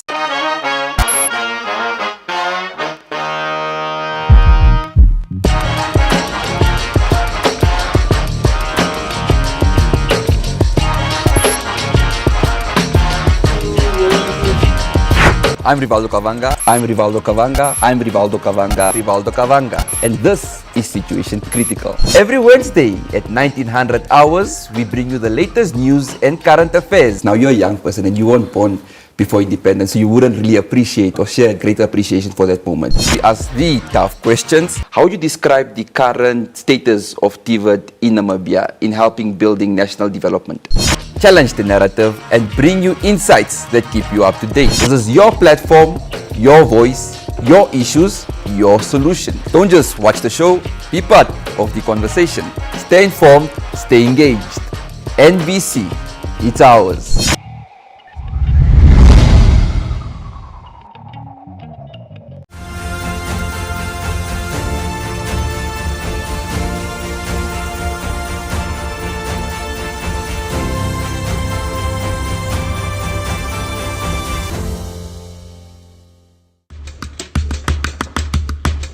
For 35 years, NBC has been more than a broadcaster.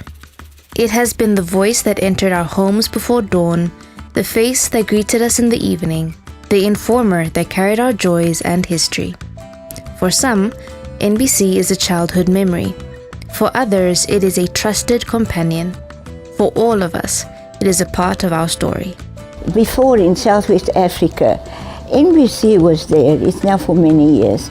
And they were in Afrikaans, and I couldn't speak English at that time, but it was wonderful to always listen and watch.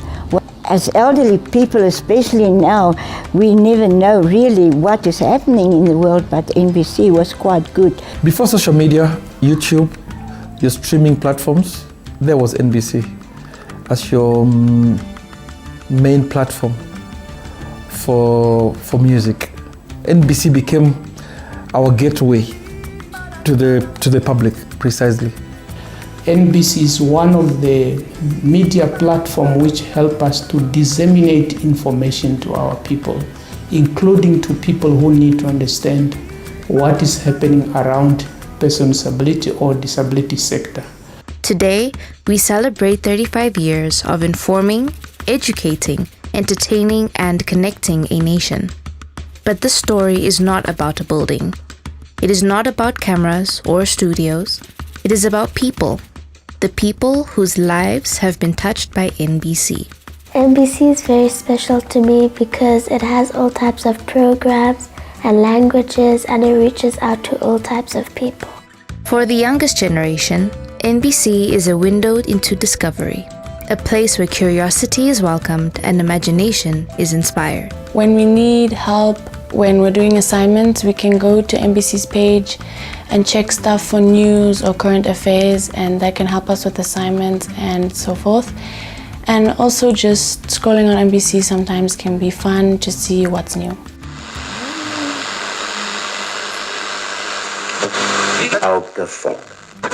I listen to national radio, the People's Parliament. That's one of the program which I listen mostly.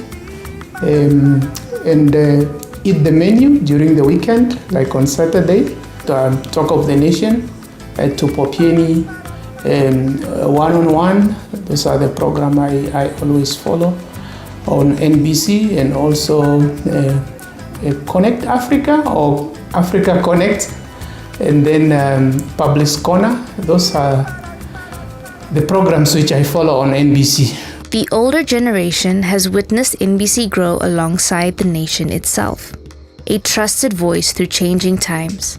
A familiar presence through decades of transformation.